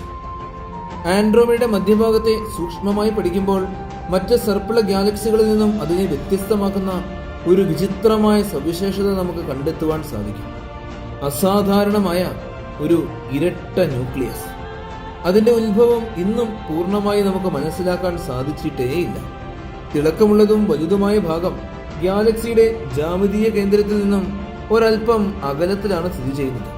ഇത് നിരവധി തിളക്കമുള്ള നക്ഷത്രങ്ങൾ ചേർന്ന ഒരു ഭീമൻ സൂപ്പർ ക്ലസ്റ്ററാണ്. മറുവശം രണ്ടാമത്തെ ഭാഗം കേന്ദ്രത്തോട് വളരെ അടുത്താണ്. അത് മങ്ങിയതും ചെറുതുമായ പ്രദേശമാണ്. അവിടെ സൂര്യനേക്കാൾ ഏകദേശം 50 ദശലക്ഷം മടങ്ങ് ഭാരമുള്ള ഒരു സൂപ്പർ മാസീവ് തമോഗർത്തം ഒളിഞ്ഞിരിക്കുന്നുണ്ട് എന്നാണ് ശാസ്ത്രജ്ഞന്മാർ കരുതുന്നത്. ഇത്തരത്തിലുള്ള വിചിത്ര പ്രതിഭാസത്തിന്റെ യഥാർത്ഥ സ്വഭാവം ഇന്നും ശാസ്ത്രലോകത്തിൽ ചർച്ചാ വിഷയമാണ്. ചില സിദ്ധാന്തങ്ങൾ പ്രകാരം ആൻഡ്രോമിഡയിൽ ആഗിരണം ചെയ്യപ്പെട്ട ഒരു ഉപഗ്രഹ ഗാലക്സിയുടെ കാമ്പാണ് ഈ പ്രകാശമുള്ള പ്രദേശം. മറ്റു ചില സിദ്ധാന്തങ്ങൾ പ്രകാരം ഇതൊരു ഏകീകൃത ഘടനയായിരിക്കാം. എന്നാൽ പൊടിപടലങ്ങൾ അതിനെ രണ്ടായി കാണിക്കുന്ന ഒപ്റ്റിക്കൽ സ്വഭാവം സൃഷ്ടിക്കുന്നുണ്ട് എന്നാണ് അഭിപ്രായം. അതിനാവശ്യമായ തെളിവുകൾ ഇപ്പോഴും ശേഖരിക്കപ്പെട്ടുകൊണ്ടേയിരിക്കുകയാണ്. അതേസമയം ആൻഡ്രോമിഡയുടെ മധ്യഭാഗത്തിലൂടെ നമ്മൾ സഞ്ചരിക്കുമ്പോൾ ഈ ഗാലക്സിയിലെ ഏറ്റവും നിഗൂഢമായ വസ്തുക്കളിൽ ഒന്നിനെ നമുക്ക് കാണുവാൻ സാധിക്കും. ഈ വസ്തുവിന്റെ ഏറ്റവും വലിയ പ്രത്യേകത എന്തെന്നാൽ അതിനെ ശക്തമായ ഒപ്റ്റിക്കൽ ദൂരദർശിനികളാൽ പോലും കാണുവാൻ കഴിയാത്തതാണ് എന്നതാണ്. എന്നാൽ എക്സ്റേ സ്പെക്ട്രത്തിൽ നിരീക്ഷിക്കുമ്പോൾ ഇത് ഗാലക്സിയിലെ ഏറ്റവും തിളക്കമുള്ള ഒരു ബിന്ദുവായി മാറുന്നു. നിരീക്ഷണങ്ങൾ പ്രകാരം ഇത് 2 ഘടകങ്ങൾ ചേർന്ന ഒരു സിസ്റ്റമാണ്. ഇതിൽ ഒന്ന് വളരെ ചെറിയ മാസുള്ള ഒരു ന്യൂട്രോൺ നക്ഷത്രമാണ്. ഏതാനും ഡസൻ കിലോമീറ്റർ മാത്രം വ്യാസമുള്ള ഈ നക്ഷത്രം ഓരോ 3 സെക്കൻഡിലും തന്റെ അച്ചുതണ്ടിന് ചുറ്റും ഒരു പൂർണ്ണ ഭ്രമണം പൂർത്തിയാക്കുന്നു. രണ്ടാമത്തെ നക്ഷത്രം ഒരു ചുവന്ന ഭീമനാകാമെന്നാണ് കരുതപ്പെടുന്നത്. ഈ 2 വസ്തുക്കളുടെയും ആകെ മാസ് 3 സൗരപിണ്ഡങ്ങളിൽ കൂടുതലല്ല. എന്നാൽ അവയ്ക്കിടയിലുള്ള ദൂരം അത്യന്തം ചെറുതാണ്. ഓരോ 4 മണിക്കൂറിലും ന്യൂട്രോൺ നക്ഷത്രം മറ്റേ നക്ഷത്രത്താൽ മറയ്ക്കപ്പെടുന്നു. അതിനാൽ അതിന്റെ പ്രകാശം പെട്ടെന്ന് കുറയുകയും എന്നാൽ പിന്നീട് വീണ്ടും അത് വർദ്ധിക്കുകയും ചെയ്യുന്നു. ഈ ചെറിയ അകലത്തിന്റെ ഫലമായി ന്യൂട്രോൺ നക്ഷത്രം തന്റെ സഹതാരകത്തെ ക്രമേണ ആഗിരണം ചെയ്തുകൊണ്ടിരിക്കുകയാണ്. കണക്കുകൂട്ടലുകൾ പ്രകാരം ഈ പ്രക്രിയ ദശലക്ഷക്കണക്കിന് വർഷങ്ങളോളം തുടർന്നുകൊണ്ടേയിരിക്കും. ഒടുവിൽ രണ്ടാമത്തെ നക്ഷത്രം ടൈഡൽ ഫോഴ്സുകളാൽ കീറിമുറിഞ്ഞ് ചൂടുള്ള ഒരു വളയാകൃതിയിലുള്ള നെബുലയായി മാറും. ഇത്തരത്തിലുള്ള നിരവധി നക്ഷത്രങ്ങൾ ചേർന്നാണ് ആൻഡ്രോമഡയുടെ കാമ്പിന് ചുറ്റിലുമുള്ള വലിയ ബൾജ് രൂപപ്പെട്ടിരിക്കുന്നത്. ഏകദേശം 12,000 പ്രകാശവർഷം വ്യാസമുള്ള ഈ മേഖലയ്ക്ക് ശ്രദ്ധേയമായ നീളമേറിയ ആകൃതിയാണുള്ളത്. M31 വ്യക്തമായൊരു ബാർ ഘടനയുണ്ട്. പക്ഷേ അതിന്റെ ഇടുങ്ങിയ ഭാഗം ഭൂമിയിലേക്കാണ് തിരിഞ്ഞിരിക്കുന്നതിനാൽ അത് നമുക്ക് മിക്കവാറും ദൃശ്യമാണ്. ഈ ബാറിന്റെ നീളം കൂടിയ പ്രദേശം 1,77,000 പ്രകാശവർഷത്തോളം വലുതാണ്. ഗാലക്സിയുടെ മൊത്തം മാസിന്റെ ഏകദേശം 30% ഈ മധ്യഭാഗത്ത് മാത്രമാണ് കേന്ദ്രീകരിച്ചിരിക്കുന്നത്. ഈ ബാറിന്റെ അരികുകളിൽ നിന്നും 2 ഭീമൻ സർപ്പിള കൈകൾ പുറത്തേക്ക് നീളുന്നു. അവയ്ക്കിടയിൽ ഇരുണ്ട വിടവുകളുമുണ്ട്. ചില ഭാഗങ്ങളിൽ അവയുടെ വീതി 13,000 പ്രകാശവർഷം വരെ എത്തുന്നു. ആൻഡ്രോമഡയുടെ സർപ്പിള കൈകളിൽ ഗാലക്സിയുടെ നക്ഷത്രപിണ്ഡത്തിന്റെ 56% അടങ്ങിയിരിക്കുന്നുണ്ട്. ഇവിടെ ഇൻഡർസ്റ്റെല്ലർ വാതകവും പൊടിപടലങ്ങളും പുതിയ നക്ഷത്രങ്ങളുടെ ജനന കേന്ദ്രമാക്കി മാറ്റുന്നു. കാലക്രമേണ ഈ വാതക പൊടിമേഘങ്ങൾ തുറന്ന ക്ലസ്റ്ററുകളായും അസോസിയേഷനുകളായും പരിണമിക്കുന്നു. അതുപോലുള്ള ഒരു ക്ലസ്റ്ററിന്റെ ഉള്ളിലാണ് AE ആൻഡ്രോമിഡ എന്ന അസാധാരണമായൊരു നക്ഷത്രം സ്ഥിതി ചെയ്യുന്നത്. ഗാലക്സിക്കുള്ളിലെ ഏറ്റവും തിളക്കം കൂടിയ നക്ഷത്രങ്ങളിൽ ഒന്നായ ഇത് ഒരു ചൂടുള്ള നീല ഭീമൻ നക്ഷത്രമാണ്. ഇതിന്റെ പ്രകാശം പ്രവചനാതീതമായി മാറിക്കൊണ്ടിരിക്കുന്നു. ഇത്തരത്തിലുള്ള വസ്തുക്കളെ ലുമിനസ് ബ്ലൂ വേരിയബിൾസ് എന്നാണ് വിളിക്കുന്നത്. വളരെ ഉയർന്ന താപനിലയും മർദ്ദവും കാരണം ഇത്തരത്തിലുള്ള നക്ഷത്രങ്ങൾ അത്യന്തം അപൂർവമാണ്. ഇപ്പോൾ ശാസ്ത്രജ്ഞന്മാർക്ക് അറിയാവുന്നത് ഏതാനും ഡസൻ നക്ഷത്രങ്ങൾ മാത്രമാണ്. AE ആൻഡ്രോമഡയുടെ പുറംപാളികൾ സ്ഥിരമായ അസ്ഥിരാവസ്ഥയുള്ളവരാണ്. അതിന്റെ ഉള്ളിലെ പ്രക്രിയകൾ അത്യന്തം കലാപരവും പ്രവചനാതീതവുമാണ്. കാലാകാലങ്ങളായി ചുവന്ന ചൂടുള്ള പ്ലാസ്മയുടെ വലിയ പ്രവാഹങ്ങൾ തമ്മിൽ കൂട്ടിയിടിച്ച് ഭീമൻ ജ്വാലകൾ സൃഷ്ടിക്കപ്പെടുന്നു. ചിലപ്പോൾ ഈ ജ്വാലകൾ നക്ഷത്രത്തിന്റെ തെളിച്ചം പല മടങ്ങ് വർദ്ധിപ്പിക്കുകയും ചെയ്യുന്നു. ഏറ്റവും ശക്തമായ ഇത്തരം സംഭവങ്ങളെ സൂപ്പർനോവ ഇംപോസ്റ്റർ എന്നാണ് വിളിക്കുന്നത്. ആധുനിക അൾട്രാ പ്രൈസറ്റ് ടെലസ്കോപ്പുകൾ ഉപയോഗിച്ച് നടത്തിയ പഠനങ്ങൾ പ്രകാരം AE ആൻഡ്രോമഡയുടെ മാസ് 50 മുതൽ 120 സൗരപിണ്ഡം വരെയാണ്. അതിന്റെ ആരം എന്നത് സൂര്യന്റെ ആരത്തിന്റെ 55 മടങ്ങ് വരെയും എത്താം. ഇതിന്റെ ഉപരിതല താപനില ഏകദേശം 20,000 കെൽവിനാണ്. പ്രകാശമാനത സൂര്യനേക്കാൾ 5 ലക്ഷം മുതൽ 7 ലക്ഷം മടങ്ങിലും കൂടുതലാണ്. മറ്റെല്ലാ നീലഭീമന്മാരെയും പോലെ തന്നെ ഇത് അതിശക്തമായ നക്ഷത്ര കാറ്റും സൃഷ്ടിക്കുന്നുണ്ട്. ചില കണക്കുകൾ പ്രകാരം ഈ കാറ്റിന്റെ വേഗത സെക്കൻഡിൽ 1000 കിലോമീറ്റർ വരെ എത്താം. അതിന്റെ ഫലമായി ഓരോ സെക്കൻഡിലും ക്വാഡ്രില്യൺ ടൺ ദ്രവ്യം നക്ഷത്രത്തിൽ നിന്നും നഷ്ടപ്പെട്ടുകൊണ്ടേയിരിക്കുന്നു. എന്നിരുന്നാലും ഇത്ര വലിയ നക്ഷത്രത്തിന് ഇത് വളരെ ചെറിയ നഷ്ടം മാത്രമാണ്. AE ആൻഡ്രോമഡയുടെ പ്രായം ഏകദേശം 2 ദശലക്ഷം വർഷം മാത്രമാണെങ്കിലും ബഹിരാകാശ മാനദണ്ഡങ്ങൾ പ്രകാരം ഇത് വെറും നിമിഷങ്ങൾക്ക് തുല്യമാണ്. അടുത്ത ഏതാനും ദശലക്ഷം വർഷങ്ങൾക്കുള്ളിൽ ഈ നക്ഷത്രം തന്റെ ജീവിതചക്രത്തിന്റെ അവസാന ഘട്ടത്തിലേക്ക് പ്രവേശിക്കും. അതേസമയം ആൻഡ്രോമിഡയിലെ നക്ഷത്രങ്ങളുടെ പ്രായ വിതരണം ഗാലക്സിയുടെ ചരിത്രത്തെക്കുറിച്ച് വലിയ വിവരങ്ങൾ നൽകുന്നു.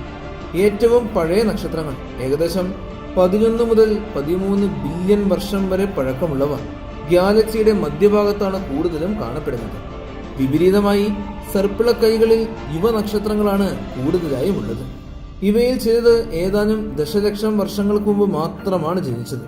അതായത് ആൻഡ്രോമിഡ തന്റെ തുടക്കത്തിൽ വളരെ ചെറുതും ദീർഘവൃത്താകൃതിയുമുള്ളതുമായ ഒരു ഗാലക്സി ആയിരിക്കാം. ഈ നിരീക്ഷണങ്ങളുടെ അടിസ്ഥാനത്തിൽ ശാസ്ത്രജ്ഞന്മാർ ഗാലക്സി വാസയോഗ മേഖല എന്ന ആശയം തന്നെ നിർവചിച്ചു. ആൻഡ്രോമേഡയുടെ മധ്യഭാഗത്തെ അത്യധികം വികിരണവും നക്ഷത്രങ്ങളുടെ സാന്ദ്രതയും കാരണം അവിടെ ജീവന്റെ ഉത്ഭവം അസാധ്യമാകാമെന്നാണ് കരുതുന്നത്. എന്നാൽ മറുവശത്ത് ഗാലക്സിയുടെ അതിർത്തികളിലുള്ള മേഖലകളിൽ ഭാരമേറിയ മൂലകങ്ങളുടെ കുറവുണ്ട്. അതിനാൽ മധ്യഭാഗത്തുള്ള ഈ പ്രദേശങ്ങളാണ് സിദ്ധാന്തപരമായി ഏറ്റവും അനുയോജ്യമായ വാസയോഗ്യ മേഖലകൾ. ഇത്തരത്തിലുള്ള ഒരു മേഖലയിലാണ് മെഗാ ML7 എന്ന മങ്ങിയ നക്ഷത്രം സ്ഥിതി ചെയ്യുന്നത്. മൈക്രോ ലെൻസിംഗ് എന്ന പ്രതിഭാസം ഉപയോഗിച്ച് 1999 ജ്യോതിശാസ്ത്രജ്ഞന്മാർ ഈ നക്ഷത്രത്തെ കൂടുതൽ വിശദമായി പഠിച്ചു. അത് സൂര്യന്റെ മാസിന്റെ ഏകദേശം 50% മാത്രം ഭാരമുള്ള ഒരു ചുവന്ന കുള്ളനാണെന്ന് കണ്ടെത്തി. അതിന്റെ ഉപരിതല താപനില ഏകദേശം 3700 കെൽവിനാണ്. എന്നാൽ ഏറ്റവും പ്രധാനപ്പെട്ട കണ്ടെത്തൽ നക്ഷത്രത്തിന്റെ ചലനത്തിലെ ചെറിയ വ്യതിയാനങ്ങളായിരുന്നു. അതൊരു വലിയ കൂട്ടുകാരന്റെ സാന്നിധ്യത്തെ തന്നെയാണ് സൂചിപ്പിക്കുന്നത്. ഈ സാങ്കല്പിക വസ്തുവിന് മെഗാ ML7b എന്ന പേരിട്ടു. ഇത് യഥാർത്ഥത്തിൽ നിലവിലുണ്ടെന്ന് സ്ഥിരീകരിക്കപ്പെട്ടു കഴിഞ്ഞാൽ ക്ഷീരപഥത്തിന് പുറത്ത് കണ്ടെത്തുന്ന ആദ്യത്തെ എക്സോ പ്ലാനറ്റ് ആയിരിക്കും ഇത്. കണക്കുകൾ പ്രകാരം ഇതിന് വ്യാഴത്തിന്റെ 6.3 മടങ്ങ് മാസുള്ള ഒരു വാതക ഭീമനായിരിക്കാം. ആൻഡ്രോമേഡ ഗാലക്സിയുടെ ഏറ്റവും ശ്രദ്ധേയമായ സവിശേഷത അതിലെ വമ്പിച്ച നക്ഷത്ര ക്ലസ്റ്ററുകളാണ്. M31 ഏകദേശം 460 ഗോളീയ ക്ലസ്റ്ററുകളും 10,000-ലും അധികം തുറന്ന ക്ലസ്റ്ററുകളും ഉള്ളതായി അറിയപ്പെടുന്നു. ഇവയിൽ ഏറ്റവും ശ്രദ്ധേയമായ ഒന്നാണ് NGC 206. ഏകദേശം 200 പ്രകാശവർഷത്തോളം വ്യാസമുള്ള ഈ ഭീമൻ അസോസിയേഷനിൽ 100 കണക്കിന് തിളക്കമുള്ള നക്ഷത്രങ്ങളും ലക്ഷക്കണക്കിന് മങ്ങിയ നക്ഷത്രങ്ങളും അടങ്ങിയിരിക്കുന്നു. ശാസ്ത്രജ്ഞന്മാർ വിശ്വസിക്കുന്നത് ആൻഡ്രോമേഡയുടെ ചരിത്രത്തിൽ നടന്ന ഏറ്റവും വലിയ കോസ്മിക് കൂട്ടിയിടികളുടെ ഫലമായിട്ടാണ് ഈ ഘടനകളിൽ പലതും രൂപപ്പെട്ടത് എന്നാണ്. കണക്കുകൾ പ്രകാരം ആൻഡ്രോമേഡ തന്റെ ചരിത്രത്തിൽ 100-ലധികം ഉപഗ്രഹ ഗാലക്സികളെ ആഗിരണം ചെയ്തിട്ടുണ്ട്. അവയിൽ ഏറ്റവും പ്രശസ്തമായതാണ് M32. ഏകദേശം 800 ദശലക്ഷം വർഷങ്ങൾക്ക് മുൻപ് ഇത് ആൻഡ്രോമേഡയുമായി ഭീമൻ കൂട്ടിയിടിയിൽ ഏർപ്പെട്ടു എന്നാണ് കരുതപ്പെടുന്നത്. അതിന്റെ ഫലമായി M32 തന്റെ ഭൂരിഭാഗം നക്ഷത്രങ്ങളെയും നഷ്ടപ്പെടുത്തി കളഞ്ഞു. ഇന്ന് നമ്മൾ കാണുന്ന M32 ഒരിക്കൽ നിലനിന്നിരുന്ന ഒരു വലിയ ഗാലക്സിയുടെ അവശിഷ്ടം മാത്രമാണെന്ന് ശാസ്ത്രജ്ഞന്മാർ വിശ്വസിക്കുന്നു. ഇത് പൂർണ്ണമായ ഒരു എലിപ്റ്റിക്കൽ ഗാലക്സിയോ അല്ലെങ്കിൽ ചെറിയൊരു സർപ്പിള ഗാലക്സിയോ ആയിരിക്കാം. എന്നാൽ ആ മഹാദുരന്തത്തിനു ശേഷം അതിന്റെ മധ്യഭാഗം മാത്രം നിലനിന്നു. സ്പിറ്റ്സർ പരിക്രമണ ദൂരദർശനിൽ നിന്നുള്ള വിവരങ്ങൾ പ്രകാരം ആൻഡ്രോമേഡയുടെ ഡിസ്കിലൂടെ അതിവേഗതയിൽ തുളച്ചു കയറിയ ഈ വലിയ കൂട്ടിയിടി ഒരു സർപ്പിള കൈയിൽ ഭീമാകാരമായൊരു ദ്വാരം തന്നെ സൃഷ്ടിച്ചു. ആ ആഘാതത്തിൽ M32 ഭൂരിഭാഗം നക്ഷത്രങ്ങളെയും നഷ്ടപ്പെടുത്തി കളഞ്ഞു. അതിന്റെ പഴയ രൂപത്തിലേക്ക് അതിനൊരിക്കലും മടങ്ങിയെത്തുവാൻ സാധിക്കുകയേയില്ല. M32 പുറമെ ആൻഡ്രോമേഡയ്ക്ക് അദൃശ്യ ഗുരുത്വാകർഷണ നൂലുകളാൽ ബന്ധപ്പെട്ട ഏകദേശം 30ഓളം ഉപഗ്രഹ ഗാലക്സികളുമുണ്ട്. അവയിൽ ഏറ്റവും ചെറുതും തിളക്കമുള്ളതുമാണ് M110. ഏകദേശം 15,000 പ്രകാശവർഷം വ്യാസമുള്ള ഈ ഗാലക്സി ആൻഡ്രോമേഡയെ ചുറ്റിപ്പറ്റി ഭ്രമണം ചെയ്യുന്നു. ബാക്കിയുള്ളവയിൽ ഭൂരിഭാഗവും കുള്ളൻ ഗോളാകൃതിയുള്ള ഗാലക്സികളാണ്. ഇവയെല്ലാം ചേർന്നാണ് ആൻഡ്രോമേഡ ഉപഗ്രൂപ്പ് എന്ന ഘടന രൂപപ്പെട്ടത്. ഇത് വീണ്ടും ലോക്കൽ ഗ്രൂപ്പ് എന്ന ഒരു വലിയ ഗാലക്സി കൂട്ടത്തിന്റെ ഭാഗമാണ്. ഈ ലോക്കൽ ഗ്രൂപ്പിൽ ക്ഷീരപഥം, ട്രയാങ്കുലം ഗാലക്സി, ആൻഡ്രോമേഡ എന്നിവയ്ക്കൊപ്പം നിരവധി ചെറിയ ഗാലക്സികളും ഉൾക്കൊള്ളുന്നു. എന്നാൽ ഈ മുഴുവൻ സംവിധാനത്തെയും അദൃശ്യമായ ഗുരുത്വാകർഷണ ശക്തികൾ ക്രമേണ ഒരേ ദിശയിലേക്ക് വലിച്ചിഴച്ചുകൊണ്ടേയിരിക്കുകയാണ്. അതുകൊണ്ടാണ് ആൻഡ്രോമേഡ ഗാലക്സി ഇന്ന് നമ്മുടെ ദിശയിലേക്ക് അതിവേഗതയിൽ സഞ്ചരിക്കുന്നത്. ഇത് സെക്കൻഡിൽ 300 കിലോമീറ്ററിലും അധികം വേഗതയിലാണ് ക്ഷീരപഥത്തിലേക്ക് അടുത്തുകൊണ്ടിരിക്കുന്നത്. ഏതാനും ബില്യൺ വർഷങ്ങൾക്കുള്ളിൽ ആൻഡ്രോമേഡയും ക്ഷീരപഥവും തമ്മിൽ ഒരു മഹത്തായ ഗാലക്സി ലയനം നടക്കും. ആ കൂട്ടിയിടിയുടെ ഫലമായി 2 ഗാലക്സികളിലെയും നക്ഷത്രങ്ങൾ ഗുരുത്വാകർഷണ കലാപത്തിൽ ബഹിരാകാശത്തേക്ക് ചിതറിപ്പോകും. സർപ്പിള ഘടനകളെല്ലാം നശിച്ചു പോകും. അവ ചേർന്ന് ഒരു ഭീമൻ ദീർഘവൃത്താകൃതിയിലുള്ള ഗാലക്സിയായി മാറും. അപ്പോഴേക്കും ഭൂമിയുടെ അവസ്ഥ എന്തായിരിക്കുമെന്ന് പറയുവാൻ പ്രയാസമാണ്. സൂര്യൻ തന്റെ അവസാന ഘട്ടത്തിലേക്ക് ആ സമയത്ത് കടന്നിട്ടുണ്ടായിരിക്കാം. അതിന്റെ വികിരണം ഭൂമിയുടെ സമുദ്രങ്ങളെ വറ്റിച്ചു കളഞ്ഞിട്ടുണ്ടാകാം. അല്ലെങ്കിൽ ചുവന്ന ചൂടുള്ള പ്ലാസ്മയുടെ സമുദ്രത്താൽ ഭൂമി മുഴുവൻ വിഴുങ്ങപ്പെട്ടിട്ടുണ്ടാകാം. അന്നേക്കും മനുഷ്യരാശിക്ക് എന്ത് സംഭവിച്ചിരിക്കാമെന്ന് പ്രവചിക്കുക അതിലും പ്രയാസമാണ്. നമ്മൾ മറ്റു നക്ഷത്ര സമൂഹങ്ങളിലേക്ക് കുടിയേറി പുതിയ ലോകങ്ങളിൽ പുതിയ നാഗരികതകൾ സൃഷ്ടിച്ചിരിക്കുമോ? അല്ലെങ്കിൽ ഒരിക്കൽ ഭൂമിയിൽ ജീവിച്ചിരുന്ന അനേകം പുരാതന ജീവവർഗങ്ങളെ പോലെ ഒരടയാളവും അവശേഷിപ്പിക്കാതെ നമ്മൾ അപ്രത്യക്ഷരായിരിക്കുമോ? ഈ ചോദ്യങ്ങൾക്ക് വ്യക്തമായ ഉത്തരങ്ങളില്ല. ഇരുണ്ട രാത്രിയിൽ ആകാശത്തേക്ക് നോക്കിയാൽ ക്ഷീരപഥത്തിന്റെ തിളക്കമുള്ള വര നിങ്ങൾക്ക് കാണുവാൻ കഴിയും. എവിടേക്കാണ് നോക്കേണ്ടത് എന്നറിയാമെങ്കിൽ ആൻഡ്രോമേഡയുടെ മങ്ങിയ തെളിച്ചം പോലും കാണാം. പക്ഷേ അവിടെ മറ്റാരെങ്കിലും ഉണ്ടോ? ആരും സംസാരിക്കാത്ത ഒരു ശാന്തനായ അയൽക്കാരൻ. ഇത് ചെറുതും മൃദുവും വളരെ പ്രശസ്തമല്ലാത്തതുമാണ്.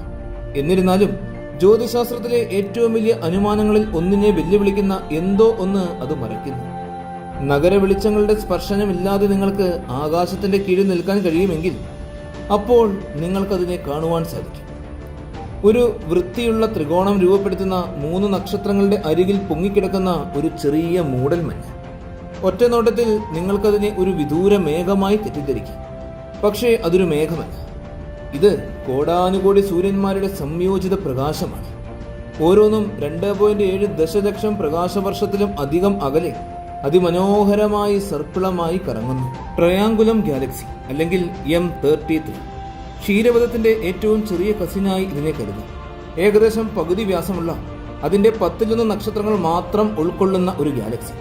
എന്നാൽ നമ്മുടെ പ്രാദേശിക ഗ്രൂപ്പിലെ 50-ലധികം ഗാലക്സികളുടെ കൂട്ടത്തിൽ ഇതിനെ വേറിട്ട് നിർത്തുന്ന ഒരു വ്യക്തിത്വമുണ്ട്. ഭൂമിയിൽ നിന്നുകൊണ്ട് നമുക്ക് ട്രയാങ്കുലം ഗാലക്സിയെ വ്യക്തമായി തന്നെ കാണുവാൻ കഴിയും. അതിന്റെ ഘടന ഒരു ഭൂപടത്തെ പോലെ പരന്നു കിടക്കുന്നു. കാഴ്ചയെ തടയുന്ന കട്ടിയുള്ള പൊടിപടലങ്ങളില്ല. അക്രമാസക്തമായ കൂട്ടിയിടികളിൽ നിന്നും വളഞ്ഞ കാമ്പില്ല. നക്ഷത്ര രൂപീകരണം പൂർണ്ണമായും നടക്കുന്ന വൃത്തിയുള്ളതും സങ്കീർണവുമായ ഒരു ഗാലക്സിയാണിത്. പലതരത്തിൽ ഗാലക്സികൾ എങ്ങനെ വളരുന്നു, മാറുന്നു, അയൽക്കാരുമായി എങ്ങനെ ഇടപഴകുന്നു എന്നിവ പഠിക്കുന്നതിനുള്ള ആത്യന്തിക ലബോറട്ടറിയാണിത്. എന്നാൽ നമ്മളതിന്റെ ഹൃദയത്തിലേക്ക് ആഴത്തിലേക്ക് നോക്കുമ്പോൾ പ്രതീക്ഷിക്കുന്ന ഒന്നും കണ്ടെത്താൻ സാധിക്കില്ല. നമ്മുടെ ക്ഷീരപഥം ഉൾപ്പെടെയുള്ള മിക്ക സർപ്പിള ഗാലക്സികൾക്കും അവയുടെ കേന്ദ്രത്തിൽ ഒരു ഭീമാകാരമായ തമോഗർത്തമുണ്ട്. ചലനത്തെ രൂപപ്പെടുത്തുന്ന ഗുരുത്വാകർഷണത്തിന്റെ ഒരു നങ്കൂരം. M33 ഈ പാറ്റേണിനെ ആകെ തകർക്കുന്നു. നടുവിൽ ഒരു സൂപ്പർ മാസീവ് ബ്ലാക്ക് ഹോൾ ഇല്ല. പകരം അതിന്റെ കാമ്പ് ഊർജ്ജസ്വലമായ വാതകത്തിന്റെ മേഘങ്ങളാൽ തിളങ്ങുന്നു. അത്യാവശ്യമെന്ന് നമ്മൾ കരുതുന്ന ഈ ഹെവി വെയ്റ്റ് എഞ്ചിൻ ഇല്ലാത്ത ഒരു തിളക്കമുള്ള ഹൃദയമാണ് ഇതിനുള്ളത്.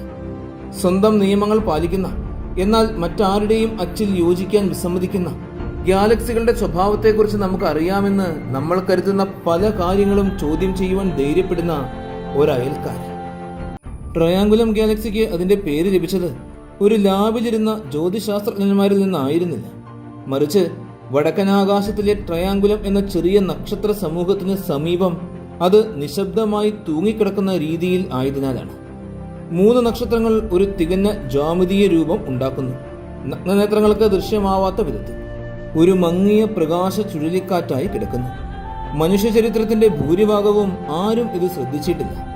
ഗ്രഹങ്ങളെ ട്രാക്ക് ചെയ്യുകയും നക്ഷത്ര രാശികളെ മാപ്പ് ചെയ്യുകയും ചെയ്ത പുരാതന നക്ഷത്ര നിരീക്ഷകർ ഒരിക്കലും അതിന്റെ സാന്നിധ്യം രേഖപ്പെടുത്തിയിട്ടുമില്ല. അത് ആ പ്രദേശത്തുണ്ട് എന്ന് ഊഹിക്കാൻ പോലും സാധ്യമല്ലാത്ത തരത്തിൽ ഇരുണ്ട ആകാശം മാത്രമേ അവർ കണ്ടുള്ളൂ. ദൂരദർശിനികളുടെ കണ്ടുപിടുത്തം വരെ അങ്ങനെയായിരുന്നു. 17-ാം നൂറ്റാണ്ടിൽ ഇറ്റാലിയൻ ജ്യോതിശാസ്ത്രജ്ഞനായ ഗിയോവാനി ബാറ്റിസ്റ്റ ഹോഡിയേര ത്രികോണത്തിന് സമീപം പൊങ്ങിക്കിടക്കുന്ന ഒരു മേഘ സമാനമായ വസ്തുവിനെ കുറിച്ച് ഒരു കുറിപ്പെഴുതി. പതിറ്റാണ്ടുകൾക്ക് ശേഷം അതിനെ ഇപ്പോൾ അറിയപ്പെടുന്ന തന്റെ കാറ്റലോഗിൽ 33-ാം നമ്പർ ഒബ്ജക്റ്റായി അതിനെ ചേർക്കുകയും മറ്റൊരു സർപ്പിള സൗന്ദര്യമുള്ളതിന് തൊട്ടടുത്തായി വെക്കുകയും ചെയ്തു. അന്ന് ആ സർപ്പിള നെബുലകൾ ക്ഷീരപഥത്തിനപ്പുറത്തുള്ള മുഴുവൻ ഗാലക്സികളാണെന്ന് ആർക്കും അറിയില്ലായിരുന്നു. അവയെ മനസ്സിലാക്കാൻ തുടങ്ങിയ 1920കളിലാണ് M33 യഥാർത്ഥത്തിൽ എന്താണ് എന്ന് തിരിച്ചറിഞ്ഞത്. 60,000 പ്രകാശവർഷം വ്യാസമുള്ള ഒരു പൂർണ്ണമായ ഗാലക്സി. ഏകദേശം 40 ബില്യൺ നക്ഷത്രങ്ങൾ ഉൾക്കൊള്ളുന്നു. ഗാലക്സി മാനദണ്ഡങ്ങൾ അനുസരിച്ച് ഇത് മിതമാണ്. പക്ഷേ വലിപ്പം മുഴുവൻ കഥയും പറയുന്നില്ല. M33 എത്ര പ്രാകൃതമാണ് എന്നതാണ് അതിനെ ആകർഷകരമാക്കുന്നത്. ഭൂമിയിൽ നിന്ന് നോക്കുമ്പോൾ കട്ടിയുള്ള പൊടിയുടെ പിന്നിൽ മറയ്ക്കാതെ അതിന്റെ സർപ്പിള കൈകൾ വെളിപ്പെടുത്തുവാൻ ഏകദേശം 54 ഡിഗ്രി ചെരിഞ്ഞിരിക്കുന്നു. ഇതിന്റെ ചില കസിൻസിൽ നിന്നും വ്യത്യസ്തമായി ഇതിന് ഒരു കേന്ദ്ര ബാർ ഘടനയില്ല. ഇതിന്റെ സർപ്പിള കൈകൾ കാമ്പിൽ നിന്നും നേരിട്ട് വിടരുന്നു. അയഞ്ഞതും മനോഹരവുമായ ശാഖകളായി ചെറിയ കൈകളായി ഒരു കുളത്തിലെ അലകൾ പോലെ അത് പുറത്തേക്ക് വീശുന്നു. ഇത് M33ക്ക് ദൃഢമായ മുറിച്ച കൈകളുള്ള ഗാലക്സികളെക്കാൾ മൃദുവും തുറന്നതുമായ രൂപം നൽകുന്നു. എല്ലാ വിശദാംശങ്ങളും സ്വതന്ത്രമായി പഠിക്കുവാൻ കഴിയുന്നതിനാൽ ജ്യോതിശാസ്ത്രജ്ഞന്മാരെ ആ ഒരു പൂർണ്ണമായ എക്സ്പ്ലോഷർ പിന്തുടരുവാൻ രാത്രി മുഴുവൻ ഉണർന്നിരിക്കുവാൻ പ്രേരിപ്പിക്കുന്ന തരത്തിലുള്ള ആകൃതിയാണിത്. കൂടാതെ M33യുടെ കൈകൾ ശൂന്യമല്ല. നക്ഷത്രങ്ങൾ അമ്പരിപ്പിക്കുന്ന വേഗതയിൽ ജനിക്കുന്ന പ്രദേശങ്ങളാൽ അവ നിറഞ്ഞിരിക്കുന്നു. വിചിത്രമായി അതിന്റെ വടക്കൻ തെക്കൻ ഭാഗങ്ങൾ വ്യത്യസ്തമായി പെരുമാറുന്നു. തെക്കൻ വശം ചൂടുള്ള നീല നക്ഷത്രങ്ങളാൽ തിളങ്ങുന്നു. നാടകീയമായ സ്ഫോടനങ്ങളിൽ കത്തുന്നതിനു മുൻപ് ഉഗ്രമായി തിളങ്ങുന്ന യുവ ഹ്രസ്വകാല ഭീമന്മാർ. നേരെ മറിച്ച് വടക്കൻ വശം എമിഷൻ നെബുലകളാൽ നിറഞ്ഞ അയണൈസ്ഡ് വാതകങ്ങളുടെ കൂറ്റൻ മേഘങ്ങളുടെ പ്രകാശത്താലാണ് തിളങ്ങുന്നത്. അവിടെ തീവ്രമായ അൾട്രാവയലറ്റ് വികിരണം ഹൈഡ്രജൻ ആറ്റങ്ങളിൽ നിന്നും ഇലക്ട്രോണുകളെ നീക്കം ചെയ്യുന്നു. ഈ വിഭജന വ്യക്തിത്വം വെറും മനോഹരം മാത്രമല്ല, ഗാലക്സിയുടെ മുൻകാല ഇടപെടലുകളെക്കുറിച്ചുള്ള വലിയ സൂചന നൽകുന്നതാണ്. ഒരുപക്ഷെ ഇവ സമീപത്തുള്ള ആൻഡ്രോമഡയിൽ നിന്നുള്ള ഗുരുത്വാകർഷണ നെഡ്ജുകളാൽ രൂപപ്പെട്ടതായിരിക്കാം. ജ്യോതിശാസ്ത്രജ്ഞർ M33ക്ക് ചുറ്റും 2 ചെറിയ സഹതാരകങ്ങളെ മാത്രമേ കണ്ടെത്തിയിട്ടുള്ളൂ. അവ പോലും സംശയാസ്പദമാണ്. മിക്ക വലിയ ഗാലക്സികളും ചെറിയ ഉപഗ്രഹങ്ങളുടെ ഒരു കൂട്ടത്താൽ ചുറ്റപ്പെട്ടിരിക്കുന്നു. അവയുടെ ആകൃതികൾ അവയുടെ മാതാപിതാക്കളുടെ ഗുരുത്വാകർഷണത്താൽ വളച്ചൊടിക്കപ്പെട്ടുകൊണ്ടേയിരിക്കുന്നു. മറുവശത്ത് M33 താരതമ്യേന തടസ്സമില്ലാത്ത ജീവിതം നയിക്കുന്നതായി തോന്നുന്നു. ബാഹ്യ ഇടപെടലുകളുടെ ആ അഭാവം അതിന്റെ സർപ്പിള ഭുജങ്ങൾ എത്ര വൃത്തിയായി നിലനിൽക്കുന്നതും സമീപകാല കൂട്ടിയിടികളുടെ കുഴപ്പങ്ങളില്ലാത്തതിനാൽ നക്ഷത്ര രൂപീകരണത്തെക്കുറിച്ച് പഠിക്കുന്നതിനുള്ള ഒരു മികച്ച ഉദാഹരണമാക്കുന്നതും എന്തുകൊണ്ടാണ് എന്ന് വിശദീകരിക്കും. എന്നിരുന്നാലും ഈ ശാന്തമായ ബാഹ്യഭാഗം ഉണ്ടായിരുന്നിട്ടും M33 ഒരു സ്ഥിരതയുള്ളതല്ല. വാതകം ഗാലക്സിയിലേക്ക് ഒഴുകുന്നത് തുടരുന്നു. അതിന്റെ നക്ഷത്ര ഫാക്ടറികളിൽ ഇന്ധനം നൽകുന്നു. യുവനക്ഷത്രങ്ങളുടെ കൂട്ടങ്ങൾ ജീവൻ പ്രാപിക്കുന്നു. ചുറ്റുമുള്ള വാതക മേഘങ്ങളിൽ ദ്വാരങ്ങൾ കൊത്തിയെടുക്കുന്ന നക്ഷത്രക്കാറ്റുകൾ അയക്കുന്നു. ഈ മുഴുവൻ പ്രക്രിയയും 2.7 ദശലക്ഷം പ്രകാശവർഷങ്ങൾ അകലെയാണ് സംഭവിക്കുന്നത് എന്നും മനുഷ്യപരിണാമത്തിൽ നമ്മുടെ പൂർവ്വപിതാക്കന്മാർ ആദ്യമായി ഭൂമിയിൽ നടക്കാൻ തുടങ്ങിയപ്പോൾ നമ്മൾ കാണുന്ന ഈ പ്രകാശം ആ നക്ഷത്രങ്ങളെ ഉപേക്ഷിച്ച് കഴിഞ്ഞു എന്നും നമ്മൾ മനസ്സിലാക്കുമ്പോൾ ഒരു ബന്ധം അനുഭവപ്പെടാതിരിക്കാൻ പ്രയാസമാണ്. ഒരു കുടുംബ ആൽബത്തിലേക്ക് നോക്കുന്നത് പോലെ തന്നെയാണിത്. ആ ചിത്രങ്ങൾ മാത്രം ദശലക്ഷക്കണക്കിന് വർഷങ്ങളുടെ പഴക്കമുള്ളതാണ്. M33യെക്കുറിച്ച് നമ്മൾ കൂടുതൽ പഠിക്കുന്തോറും അതൊരു വിരോധാഭാസമായി തോന്നുന്നു. ചെറുതാണെങ്കിലും പ്രാധാന്യമുള്ളതാണ്. ശാന്തമാണെങ്കിലും ഊർജ്ജസ്വലമായതാണ്. വിശദമായി പഠിക്കുവാൻ പര്യാപ്തവുമാണ്. എന്നിട്ടും അതിൻ്റെ ആഴങ്ങളിൽ ഉറങ്ങിക്കിടക്കുന്നത് അതിനെ നിയന്ത്രിക്കുന്ന രഹസ്യങ്ങളാണ്. ഈ ചെറിയ ഗാലക്സിയെ ഏറ്റവും പ്രധാനപ്പെട്ട ഗാലക്സികളിൽ ഒന്നാക്കി മാറ്റുന്നതും ആ രഹസ്യങ്ങൾ തന്നെയാണ്. M33യുടെ മനോഹരമായ സർപ്പിള ഭുജങ്ങളാണ് വേദിയെങ്കിൽ അതിൻ്റെ നക്ഷത്ര രൂപീകരണ മേഖലയിൽ വെടിക്കെട്ടാണ് നടക്കുന്നത്. NGC 604 പോലെ മറ്റൊന്നും ശ്രദ്ധ പിടിച്ചു പറ്റുന്നില്ല. നമ്മുടെ കാഴ്ചപ്പാടിൽ നിന്ന് നോക്കുമ്പോൾ ഗാലക്സിയുടെ വടക്കൻ ഭുജത്തിൽ ഒളിച്ചേർന്ന ഒരു തിളക്കമുള്ള പാച്ച് പോലെയാണ് ഇത് കാണപ്പെടുന്നത്.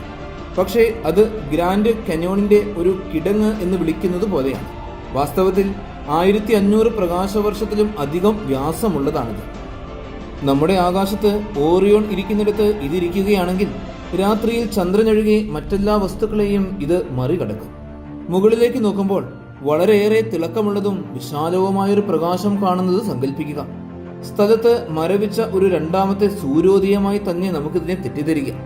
ഈ നക്ഷത്ര നഴ്സറിക്കുള്ളിൽ 200-ലും അധികം ഭീമൻ നീല നക്ഷത്രങ്ങളും വൂൾഫ് റായറ്റ് നക്ഷത്രങ്ങളും അവയുടെ ചുറ്റുമുള്ള ഹൈഡ്രജൻ വാതകത്തിൽ നിന്ന് ഇലക്ട്രോണുകളെ വേർപെടുത്തുവാൻ തക്ക ശക്തിയുള്ള അൾട്രാവയലറ്റ് കിരണങ്ങൾ പുറപ്പെടുവിക്കുന്നു. ഇത് മുഴുവൻ മേഘത്തെയും തിളക്കുന്ന പ്ലാസ്മയാക്കി മാറ്റുന്നു. വൂൾഫ് റായറ്റ് നക്ഷത്രങ്ങൾ പ്രപഞ്ചത്തിലെ ശിലാനക്ഷത്രങ്ങൾ പോലെയാണ്. 30,000 കെൽവിനിൽ കൂടുതൽ കത്തുന്നു. തീവ്രമായ നക്ഷത്രക്കാറ്റുകളിലൂടെ അതിന്റെ മാസ് പുറത്തേക്ക് പോയിക്കൊണ്ടിരിക്കുന്നു. വേഗത്തിൽ ജീവിക്കുന്നു, അതിശയകരമായ സൂപ്പർനോവയിൽ അത് അവസാനിച്ചു പോകുന്നു. ഇവ പുറത്തുവിടുന്ന ഊർജം നെബുലകളിലെ അറകളെ കൊത്തിയെടുക്കുകയും ലക്ഷക്കണക്കിന് ഡിഗ്രി ചൂടുള്ള പ്ലാസ്മയുടെ വിശാലമായ കുമിളകൾ സൃഷ്ടിക്കുകയും ചെയ്യുന്നു. ഇതൊരു അക്രമാസക്തമായ സൗന്ദര്യമാണ്. പ്രപഞ്ചം ഒരു കലാകാരനും എഞ്ചിനീയറുമാണ് എന്ന് നമ്മെ ഇത് നിരന്തരം ഓർമ്മപ്പെടുത്തിക്കൊണ്ടേയിരിക്കുന്നു. എന്നാൽ NGC 604 ഒരു ഹൈലൈറ്റ് മാത്രമാണ്. M33 ഉടനീളം 500-ൽ അധികം ഇൻഫ്രാറെഡ് ശോഭയുള്ള സ്രോതസ്സുകളെ കണ്ടെത്തിയിട്ടുണ്ട്. അവയിൽ മിക്കതും ഭീമൻ നക്ഷത്രങ്ങൾ രൂപം കൊള്ളുന്ന മേഖലകളാണ്. അവയിൽ ചിലത് പുതിയ തലമുറകൾ കടന്നുവരുന്ന കോസ്മിക് പ്രാന്തപ്രദേശങ്ങൾ പോലെ ഗാലക്സിയുടെ അരികുകളിലേക്ക് കിടക്കുന്നു. മറ്റുള്ളവ കാമ്പിനടുത്ത് കൂട്ടമായി നിലകൊള്ളുന്നു. M33 മധ്യഭാഗത്തേക്ക് സൂം ചെയ്യുമ്പോൾ മറ്റെല്ലാ വലിയ സർപ്പിള ഗാലക്സികൾക്കും ഉള്ള പോലെ തന്നെ ഒരു സൂപ്പർ മാസീവ് ബ്ലാക്ക് ഹോൾ കാണാൻ സാധിക്കും എന്ന് നമ്മൾ പ്രതീക്ഷിക്കുകയാണ് എങ്കിൽ കാര്യങ്ങളെല്ലാം വിചിത്രമാകാൻ തുടങ്ങുന്നത് അവിടെയാണ്. ക്ഷീരപഥത്തിൽ ആ കേന്ദ്രത്തിന് എഞ്ചിന് 5 ദശലക്ഷത്തിലും അധികം സൂര്യന്മാരുടെ ഭാരമുണ്ട്. ആൻഡ്രോമിഡയിൽ അതിന് 100 ദശലക്ഷത്തിനടുത്ത് ഭാരമുണ്ട്. ഈ കോസ്മിക് ആങ്കറുകൾ നക്ഷത്രങ്ങളെ ഭ്രമണപഥത്തെ തന്നെ രൂപപ്പെടുത്തുന്നു, വാതക പ്രവാഹങ്ങളെ നിയന്ത്രിക്കുന്നു, കൂടാതെ പുതിയ നക്ഷത്രങ്ങൾ എത്ര തവണ ജനിക്കുന്നു എന്നതിനെ പോലും സ്വാധീനിക്കുന്നു. എന്നാൽ M33 അധികാരത്തിന്റെ ഈ ഇരിപ്പിടം ശൂന്യമാണ്. ഒരുപാട് നക്ഷത്രങ്ങൾ നിറഞ്ഞ ഇടതൂർന്ന ഈ മധ്യഭാഗത്ത് ഗുരുത്വാകർഷണ ഭീമന് പകരം M33 കാമ്പ് മറ്റൊരു നക്ഷത്ര രൂപീകരണ മേഖലയായിട്ടാണ് തിളങ്ങുന്നത്. യുവനക്ഷത്രങ്ങളും ജ്യോതിശാസ്ത്രജ്ഞന്മാർ അൾട്രാ ലൂമിനസ് എക്സ്റേ സ്രോതസ് എന്ന് വിളിക്കുന്നതുമായ അയണൈസ്ഡ് വാതകത്തിന്റെ മേഘങ്ങളാണ്. ആ എക്സ്റേ സ്രോതസ് ഒരു ഇടത്തരം വലിപ്പമുള്ള തമോഗർത്തമായിരിക്കാം. പക്ഷെ അങ്ങനെയെങ്കിൽ ഗാലക്സി മാനദണ്ഡങ്ങൾക്കനുസരിച്ച് അത് വളരെ വളരെ ചെറുതാണ്. ഒരുപക്ഷെ പരമാവധി ആയിരക്കണക്കിന് സൗരപിണ്ഡങ്ങൾ മാത്രം. ഒരു വലിയ നക്ഷത്ര സമൂഹത്തിൽ സമാനമായ എന്തെങ്കിലും കണ്ടെത്തുവാൻ നമ്മൾ പ്രതീക്ഷിക്കുന്നത് വളരെ ചെറുതാണ്. ഒരു മുഴുവൻ ഗാലക്സിയുടെയും കേന്ദ്രം പ്രവർത്തിക്കുന്നില്ല. ഈ അഭാവം എന്നത് വെറുമൊരു കൗതുകമല്ല, അതിനേക്കാളും കൂടുതലാണ്. ഇതൊരു പ്രഹേളികയാണ്. ഒരു സൂപ്പർ മാസീവ് ബ്ലാക്ക് ഹോൾ ഇല്ലാതെ ഒരു ഗാലക്സിക്ക് വളരുവാനും അഭിവൃദ്ധി പ്രാപിക്കുവാനും കഴിയും എന്ന് M33 തെളിയിക്കുന്നുണ്ടോ? അതോ നമ്മുടെ ഉപകരണങ്ങൾക്ക് ഇതുവരെ അത് കണ്ടെത്തുവാൻ കഴിയാത്ത അത്ര ചെറുതും നിശബ്ദവുമായ ഒന്നാണ് എന്ന് മറിച്ചു വെക്കുകയാണോ? ഏതുത്തരമാണ് ജ്യോതിശാസ്ത്രജ്ഞരെ ഗാലക്സി പരിണാമത്തെക്കുറിച്ച് നമ്മൾ എഴുതിയ നിയമങ്ങളെക്കുറിച്ച് പുനർചിന്തനം ചെയ്യുവാൻ പ്രേരിപ്പിക്കുന്നത്? തുടർന്ന് M33 പുറം പ്രദേശങ്ങളിൽ മറഞ്ഞിരിക്കുന്ന മറ്റൊരു അത്ഭുതമുണ്ട്. ഒരു എക്സ്റേ ബീക്കൺ. ഒരു തമോഗർത്തം അതിൻ്റെ സഹനക്ഷത്രത്തിന് മുന്നിലൂടെ കടന്നു പോകുമ്പോൾ ഓരോ 3.5 ദിവസത്തിലും സ്പന്ദിക്കുന്ന ഒരു എക്സ്റേ ബീക്കൺ. ഇത് വെറുമൊരു തമോഗർത്തമല്ല, അറിയപ്പെടുന്നതിൽ വെച്ച് ഏറ്റവും ഭാരമേറിയത് ഇതാണ്. സൂര്യന്റെ മാസിന്റെ ഏകദേശം 16 മടങ്ങ് ഭാരമുള്ള ഒരു നക്ഷത്രത്തിന്റെ തകർച്ചയിൽ നിന്നാണ് ഇത് രൂപപ്പെട്ടത്. ഇതിന്റെ കൂട്ടാളിയും നിസാരക്കാരനല്ല. സൂര്യന്റെ മാസിന്റെ 70 മടങ്ങ് മാസുള്ള ഒരു നീല ഭീമൻ മാരകമായ ഒരു പരിക്രമണ നൃത്തത്തിൽ കൂട്ടിയിരിക്കുന്നു. തമോഗർത്തം കടന്നു പോകുമ്പോഴെല്ലാം അതതിന്റെ പങ്കാളിയുടെ ദ്രവ്യത്തിന്റെ ഒരു ഭാഗം വലിച്ചെടുക്കുന്നു. അതിനെ ദശലക്ഷക്കണക്കിന് ഡിഗ്രി വരെ ചൂടാക്കുകയും ദശലക്ഷക്കണക്കിന് പ്രകാശവർഷങ്ങളിലൂടെ നമുക്ക് കണ്ടെത്തുവാൻ കഴിയുന്ന ശക്തമായ എക്സ്റേ വികിരണങ്ങൾ പുറപ്പെടുവിക്കുകയും ചെയ്യുന്നു.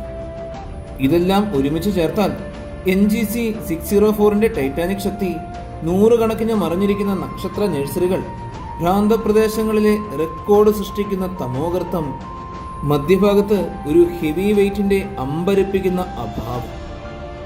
ഇതാണ് ഈ ഗാലക്സി. ഈ ട്രയാങ്കുലം ഗാലക്സിയുടെ യഥാർത്ഥ അർത്ഥങ്ങൾ നമ്മൾ നോക്കുമ്പോൾ ഒരു നിയമം ലംഘിക്കുന്നത്, സാർവത്രികമെന്ന് നമ്മൾ കരുതുന്ന പാറ്റേണുകളുമായി പൊരുത്തപ്പെടാൻ വിസമ്മതിക്കുന്നത്, ഏതൊരു വലിയ നിഗൂഢതയെയും പോലെ തന്നെ നമ്മൾ ഇത് കൂടുതൽ പഠിക്കുവാൻ ശ്രമിക്കുന്തോറും പ്രപഞ്ചം നമുക്ക് എളുപ്പമുള്ള ഉത്തരങ്ങൾ നൽകേണ്ടതില്ല എന്ന് നമ്മെ ഓർമ്മപ്പെടുത്തുന്നു. അത് നമ്മെ അത്ഭുതപ്പെടുത്തിക്കൊണ്ടിരിക്കുകയാണ്. ഇത് തിരക്കേറിയ ഒരു അയൽപക്കക്കാരന്റെ ഭാഗം മാത്രമാണ്, പ്രാദേശിക ഗ്രൂപ്പ്. അതിൻ്റെ വിധി നമ്മുടെ എല്ലാ കൂട്ടാളികളുടെയും ചലനവുമായി ബന്ധപ്പെട്ടിരിക്കുന്നു. ഒരു കൂട്ടാളിയിലേക്ക് 7,50,000 പ്രകാശവർഷങ്ങൾ മാത്രമാണ് അകലമുള്ളത്. മനുഷ്യ നിലവാരം വെച്ച് നോക്കുമ്പോൾ അതിശയിപ്പിക്കുന്ന ദൂരമാണെങ്കിലും പ്രപഞ്ചത്തിൽ ഇത് വെറും നടത്തം മാത്രമാണ്. 2 ഗാലക്സികൾക്കിടയിൽ ജ്യോതിശാസ്ത്രജ്ഞന്മാർ ഹൈഡ്രജൻ വാതകത്തിന്റെ ഒരു മങ്ങിയ പാലം തന്നെ കണ്ടെത്തി. അവയുടെ വിധികളെ ബന്ധിപ്പിക്കുന്ന ഒരു പ്രേത നൂല് പോലെ. കഴിഞ്ഞ ഏതാനും ബില്യൺ വർഷങ്ങൾക്കുള്ളിൽ ഒരിക്കൽ അവ പരസ്പരം കടന്നുപോയിട്ടുണ്ടാകാമെന്നാണ് ഈ പാലം നമ്മെ പഠിപ്പിക്കുന്നത്. ഈ സൗമ്യമായ കൂടിക്കാഴ്ച ഇന്ന് M33 നാം കാണുന്ന നക്ഷത്ര രൂപീകരണ പ്രവർത്തനങ്ങളിൽ ചിലതിനെ ഉണർത്തിയേക്കാം. പക്ഷേ അതൊരു ആമുഖം മാത്രമായിരുന്നു. യഥാർത്ഥ നാടകം ഇപ്പോഴും മുന്നിലാണ്. M33 ചലനത്തിന്റെ അളവുകൾ കാണിക്കുന്നത് അത് ഏകദേശം 24 km/s നമ്മിലേക്ക് നീങ്ങുന്നു എന്നതാണ്. ഭൂമിയിലേക്കുള്ള ഒരു നേർരേഖയല്ല, മറിച്ച് ക്ഷീരപഥം, ആൻഡ്രോമിഡ, ഡസൻ കണക്കിന് ചെറിയ ഗാലക്സികൾ എന്നിവ ഉൾക്കൊള്ളുന്ന ഒരു വലിയ ഗുരുത്വാകർഷണ വലയുടെ ഭാഗമാണ്. പ്രധാന സംഭവം നമുക്കറിയാം. ഏകദേശം 4 ബില്യൺ വർഷങ്ങൾക്കുള്ളിൽ ആൻഡ്രോമിഡയും മിൽക്കി വേയും നേരിട്ട് കൂട്ടിയിടിക്കും. അവയുടെ മനോഹരമായ സർപ്പിളങ്ങൾ കീറി ഒരൊറ്റ ഭീമൻ ദീർഘവൃത്താകൃതിയിലുള്ള ഗാലക്സിയായി പുനർരൂപീകരിക്കപ്പെടും. ഈ മഹത്തായ ഇടിയിൽ M33 എവിടെയാണ് യോജിക്കുന്നത്? അവിടെയാണ് ഊഹാപോഹങ്ങൾ ആവേശകരമാകുന്നത്. ഒരു സാഹചര്യത്തിൽ പറയുന്നത് വലിയ കൂട്ടിടിക്ക് മുമ്പ് M33 ആൻഡ്രോമിഡയിലേക്ക് വീഴുമെന്നും അതിന്റെ വലിയ അയൽക്കാരുടെ ഗുരുത്വാകർഷണത്താൽ വേർപെടുകയും ചെയ്തേക്കാം എന്നുമാണ്. അതിലെ നക്ഷത്രങ്ങൾ ആൻഡ്രോമിഡയുടെ പ്രകാശവലയത്തിൽ ചിതറിക്കിടക്കുന്നു. അവയുടെ പ്രകാശം കോടിക്കണക്കിന് മറ്റുള്ളവയുമായി കൂടിച്ചേരും. യഥാർത്ഥത്തിൽ സർപ്പിളത്തിന്റെ ഒരു സൂചനയും അവശേഷിക്കാതെ. മറ്റൊരു സാധ്യത, അത് പ്രാരംഭ കൂട്ടിയിടിയെ അതിജീവിച്ച് ഒരു ഗ്രഹത്തിന് ചുറ്റുമുള്ള ക്ഷീണിച്ച ചന്ദ്രനെ പോലെ പുതിയതായി ലയിച്ച ഗാലക്സിയുടെ ഭ്രമണപഥത്തിലേക്ക് വഴുതി വീഴും എന്നതാണ്. അങ്ങനെയെങ്കിൽ അത് 10,000 വർഷങ്ങളോളം ജീവിക്കാം. പതുക്കെ നക്ഷത്രങ്ങളെയും വാതകങ്ങളെയും അതിന്റെ ഭീമൻ ഹോസ്റ്റിന് നഷ്ടപ്പെട്ടു പോയേക്കാം. പക്ഷേ അവിശ്വസനീയമായ വിധം വളരെ കാലം തിരിച്ചറിയുവാൻ കഴിയും. പിന്നെ വൈൽഡ് കാർഡ്, ഒരു ഗുരുത്വാകർഷണ സ്ലിംഗ് ഷോട്ട് ഉണ്ട്. സമയക്രമവും കോണുകളും ശരിയാണെങ്കിൽ ആൻഡ്രോമിഡയും ക്ഷീരപഥവും തമ്മിലുള്ള കൂട്ടിയിടി M33 പ്രാദേശിക ഗ്രൂപ്പിൽ നിന്നും പരിപൂർണമായും പുറത്താക്കുകയും ഒരുപാട് ആഴത്തിലുള്ള ഇന്റർ ഗാലക്റ്റിക് പ്രദേശത്തേക്ക് അയക്കുകയും ചെയ്യും. പരസ്പരമുള്ള ഇടപെടലുകൾ നൽകുന്ന വേലിയേറ്റ നെഡ്ജുകളും പുതിയ വാതകങ്ങളും ഇല്ലാതെ M33 നക്ഷത്ര ഫാക്ടറികൾക്കൊടുവിൽ ഇന്ധനം പരിപൂർണമായും തീർന്നുപോകും. അതിന്റെ തിളക്കമുള്ള ദ്വീപനക്ഷത്രങ്ങൾ പ്രായമാവുകയും മങ്ങുകയും തണുക്കുകയും മങ്ങിയതുമായ ജനസംഖ്യയാൽ മാറ്റി സ്ഥാപിക്കപ്പെടുകയും ചെയ്യും. ആ കാലങ്ങളിലേക്കെല്ലാം കടക്കുമ്പോഴേക്കും ഗാലക്സി പതിയെ പതിയെ അതിന്റെ തിളക്കം തന്നെ നഷ്ടപ്പെടുത്തും. അത് അപ്രത്യക്ഷമാകില്ല, പക്ഷേ അത് നിശബ്ദമായി വളരും. അതിന്റെ സർപ്പിള ഭുജങ്ങൾ വ്യക്തമാകില്ല. ഏറ്റവും ശക്തമായ ദൂരദർശിനികൾക്ക് മാത്രം അത് കണ്ടെത്താൻ കഴിയുന്ന അത്രത്തോളം പ്രകാശം വന്നു. ഇതെല്ലാം ഇത്ര ആകർഷകരമാക്കുന്നത് M33 വിധിയെ മാത്രമല്ല, ഗാലക്സി പരിണാമത്തെക്കുറിച്ചുള്ള അതിന്റെ കഥ നമ്മോട് പറയുന്ന കാര്യങ്ങളാണ്. അതിന്റെ ചരിത്രത്തിലെ അടുത്ത വലിയ അധ്യായം ആരംഭിക്കുന്നത് മുൻപതിന്റെ ഘടന പഠിക്കുന്നതിലൂടെ താരതമ്യേന തടസ്സമില്ലാത്ത അവസ്ഥയിലേക്കുള്ള ഒരു സർപ്പിള ഗാലക്സിയുടെ അപൂർവ സ്നാപ്ഷോട്ട് നമുക്ക് ലഭിക്കും. കൂട്ടിയിടികൾ, ലയനങ്ങൾ, പരിസ്ഥിതി എന്നിവ കോടിക്കണക്കിന് വർഷങ്ങളായി ഗാലക്സികളെ എങ്ങനെ രൂപപ്പെടുത്തുന്നു എന്ന് മനസ്സിലാക്കുവാൻ ശ്രമിക്കുമ്പോൾ അത് M33 വിലമതിക്കാനാകാത്ത ഒരു റഫറൻസ് പോയിന്റാക്കി മാറ്റുന്നു. ഒരു പ്രധാന പരിവർത്തനത്തിന് മുൻപ് ഒരു തിരക്കേറിയ നഗരത്തിന്റെ ഫോട്ടോ എടുക്കുന്നത് പോലെയാണിത്. ഭൂപ്രകൃതി എന്നേക്കുമായി മാറുമ്പോൾ നമുക്കറിയാവുന്ന ഒരു ചിത്രം വിലമതിക്കാനാകാത്തതായിരിക്കും. ആൻഡ്രോമിഡ അത് കീറി മുറിച്ചു കളഞ്ഞാലും ദീർഘകാല കൂട്ടാളികളായി പകർത്തിയെടുത്താലും ഗാലക്സികൾക്കിടയിലുള്ള മരുഭൂമിയിലേക്ക് എടുത്തെറിയപ്പെട്ടാലും അതിനുള്ളിലെ നക്ഷത്രങ്ങൾക്കും വീണ്ടും സമയമുണ്ട്. ഏറ്റവും കുറഞ്ഞ സമയപരിധിയിൽ പോലും അതിന്റെ സർപ്പിള കൈകൾ തിരിച്ചറിയുവാൻ കഴിയാത്ത വിധം മാറ്റപ്പെടുന്നതിന് കോടാനുകോടി വർഷങ്ങൾക്ക് മുമ്പാണ് ഇന്ന് നമ്മൾ സംസാരിക്കുന്നത്. അതായത് ഇപ്പോൾ M33 ഉള്ളിൽ വസിക്കുന്ന ഏതൊരു കഥയ്ക്കും ചില നക്ഷത്രങ്ങളെ പ്രകാശിപ്പിക്കുന്ന ആകാശത്തിന് കീഴിൽ തടസ്സമില്ലാതെ കളിച്ചുകൊണ്ടിരിക്കുവാൻ ഇപ്പോഴും ഇടമുണ്ട്. പ്രാദേശിക ഗ്രൂപ്പിലെ ഏറ്റവും മനോഹരമായ നക്ഷത്ര രൂപീകരണ മേഖലകളിൽ മനസ്സ് അലിഞ്ഞു തിരിയുവാൻ തുടങ്ങുന്നത് അവിടെ നിന്നാണ്. ആ 40 ബില്യൺ നക്ഷത്രങ്ങളിൽ എവിടെയെങ്കിലും ജീവനുള്ള ഗ്രഹമുണ്ടെങ്കിൽ, ഒരുപക്ഷെ സ്വന്തം ശാസ്ത്രങ്ങളും കലകളും ചരിത്രങ്ങളും എല്ലാമുള്ള നാഗരികതകൾ പോലും ഉണ്ടെങ്കിൽ, ഇപ്പോൾ നിങ്ങൾ ഈ വാക്കുകൾ കേൾക്കുമ്പോൾ അവരുടെ രാത്രി ആകാശം വളരെ വ്യത്യസ്തമായ ഒരു കാഴ്ചയാൽ രൂപപ്പെട്ടിട്ടുണ്ടാകണം. നമ്മുടെ ക്ഷീരപഥത്തെ ഒരു തിളങ്ങുന്ന റിബണായി അവർ കണ്ടേക്കാം. ആൻഡ്രോമിഡ നമ്മൾ ഇപ്പോഴത്തെയേക്കാൾ വലുതും തിളക്കമുള്ളതുമായി കാണപ്പെടും. അവരുടെ സ്വന്തം ഗാലക്സി ഇപ്പോഴും ഹൃദയത്തിൽ ചെറുപ്പമായ ഒരു ഊർജ്ജസ്വലമായ വീടായി തന്നെ അവർ കരുതും. ഭീമന്മാർ തമ്മിലുള്ള ഈ സ്ലോ മോഷൻ നൃത്തത്തിന്റെ ഭാഗമാണ് തങ്ങളെന്ന് അവരറിയുമോ? ആൻഡ്രോമിഡയുമായി ബന്ധിപ്പിക്കുന്ന അദൃശ്യ ഹൈഡ്രജൻ പാലം അവർ ഇതിനോടകം മാപ്പ് ചെയ്തിട്ടുണ്ടാകുമോ? അല്ലെങ്കിൽ ഒരുപക്ഷെ അവർ സ്വന്തം രൂപകൽപ്പനയിലുള്ള ദൂരദർശിനികളിലൂടെ നമ്മെ നോക്കിക്കൊണ്ടിരിക്കുകയായിരിക്കുമോ? നമ്മുടെ ഗാലക്സിയിലെ ഏതെങ്കിലും ചെറിയ പ്രകാശ ബിന്ദുവിൽ ആരെങ്കിലും ഇതേ ചോദ്യങ്ങൾ ചോദിച്ചുകൊണ്ടിരിക്കുന്നുണ്ടാകുമോ? ഇതാണ് ജ്യോതിശാസ്ത്രത്തിന്റെ നിശബ്ദമായ സൗന്ദര്യം. അത് നമ്മെ വിദൂര സ്ഥലങ്ങളിലേക്ക് മാത്രമല്ല, വിദൂര വീക്ഷണ കോണുകളുടെ സാധ്യതകളിലേക്കും ബന്ധിപ്പിക്കുന്നു. അതിന്റെ നഷ്ടപ്പെട്ട ഹൃദയവും അസ്വസ്ഥമായ ഭാവിയുമുള്ള M33 നമ്മെ ഓർമ്മിപ്പിക്കുന്നത് പ്രപഞ്ചം ഒരൊറ്റ ബ്ലൂ പ്രിന്റ് പിന്തുടരുകയല്ല എന്നാണ്. ചില ഗാലക്സികൾ ഭീമാകാരമായ നങ്കൂരമിട്ട് വളരുന്നു. ട്രയാങ്കുലം പോലുള്ള മറ്റുള്ളവ അവയില്ലാതെ അഭിവൃദ്ധി പ്രാപിക്കുന്നതായി തോന്നുന്നു. ഒരുപക്ഷെ അത് നൽകുന്ന പാഠം അതായിരിക്കാം. പ്രകാശിക്കാൻ ഒരൊറ്റ വഴിയുമില്ല. ആകാശത്തിനടിയിൽ ഒരു ഗാലക്സിയോ നാഗരികതയോ എന്തായിരിക്കണമെന്ന് ഒരു നിശ്ചിത നിയമവുമില്ല. നേരിട്ട് പറഞ്ഞാൽ M33യുടെ വെളിച്ചം ഇപ്പോഴും നമ്മിലേക്ക് സഞ്ചരിച്ചുകൊണ്ടിരിക്കുന്നു. ഒരു ഗാലക്സിയുടെ കഥ മാത്രമല്ല ഇത്. കോടിക്കണക്കിന് മറ്റുള്ളവരിൽ നമ്മുടെ സ്ഥാനം സങ്കല്പിക്കുന്നതിനുള്ള ക്ഷണവും വഹിക്കുന്നുണ്ട്. ഗാലക്സികൾക്ക് ഉപഗ്രഹങ്ങളുണ്ടോ എന്നും അവ എങ്ങനെയായിരിക്കും പ്രവർത്തിക്കുന്നത് എന്നും എപ്പോഴെങ്കിലും ചിന്തിച്ചിട്ടുണ്ടോ? വാസ്തവത്തിൽ ഒരു ഉപഗ്രഹ ഗാലക്സി പോലുള്ള ഒന്നുണ്ട്. വളരെ വലിയ ഗാലക്സികളുടെ ഗുരുത്വാകർഷണ ശക്തികളാൽ ആകർഷിക്കപ്പെടുന്ന ആയിരക്കണക്കിന് അല്ലെങ്കിൽ ചിലപ്പോൾ കോടാനുകോടി നക്ഷത്രങ്ങൾ അടങ്ങുന്ന ഒരു ചെറിയ ഘടനയാണിത്. അവ നമുക്ക് ചുറ്റിലുമുണ്ട്. ആകാശഗംഗയുടെ ചുറ്റിലും നോക്കുകയാണെങ്കിൽ ലാർജ് മെഗലനിക് ക്ലൗഡ് അല്ലെങ്കിൽ കാനിസ് മേജർ ഡ്വാർഫ് ഗാലക്സി പോലുള്ള നിരവധി വശങ്ങളിലെ ഗാലക്സികൾ എങ്കിലും നമുക്ക് കാണുവാൻ സാധിക്കും. സാധാരണയായി ഗാലക്സികൾ ശൂന്യതകളാൽ വേർതിരിക്കപ്പെടുന്ന കൂറ്റൻ ഒറ്റപ്പെട്ട ഘടനകളാണ്. ചിലപ്പോൾ ഒന്ന് എവിടെയാണ് എന്ന് തിരിച്ചറിയുവാൻ വളരെ ബുദ്ധിമുട്ടായിരിക്കും. ഗാലക്സി അവസാനിക്കുകയും മറ്റൊന്ന് ആരംഭിക്കുകയും ചെയ്യുന്നുണ്ട്. എന്നിരുന്നാലും ഒരു വലിയ ഗാലക്സിയും അതിന്റെ ഉപഗ്രഹങ്ങളും തമ്മിൽ വേർതിരിച്ചറിയുവാൻ പ്രയാസമായിരിക്കും.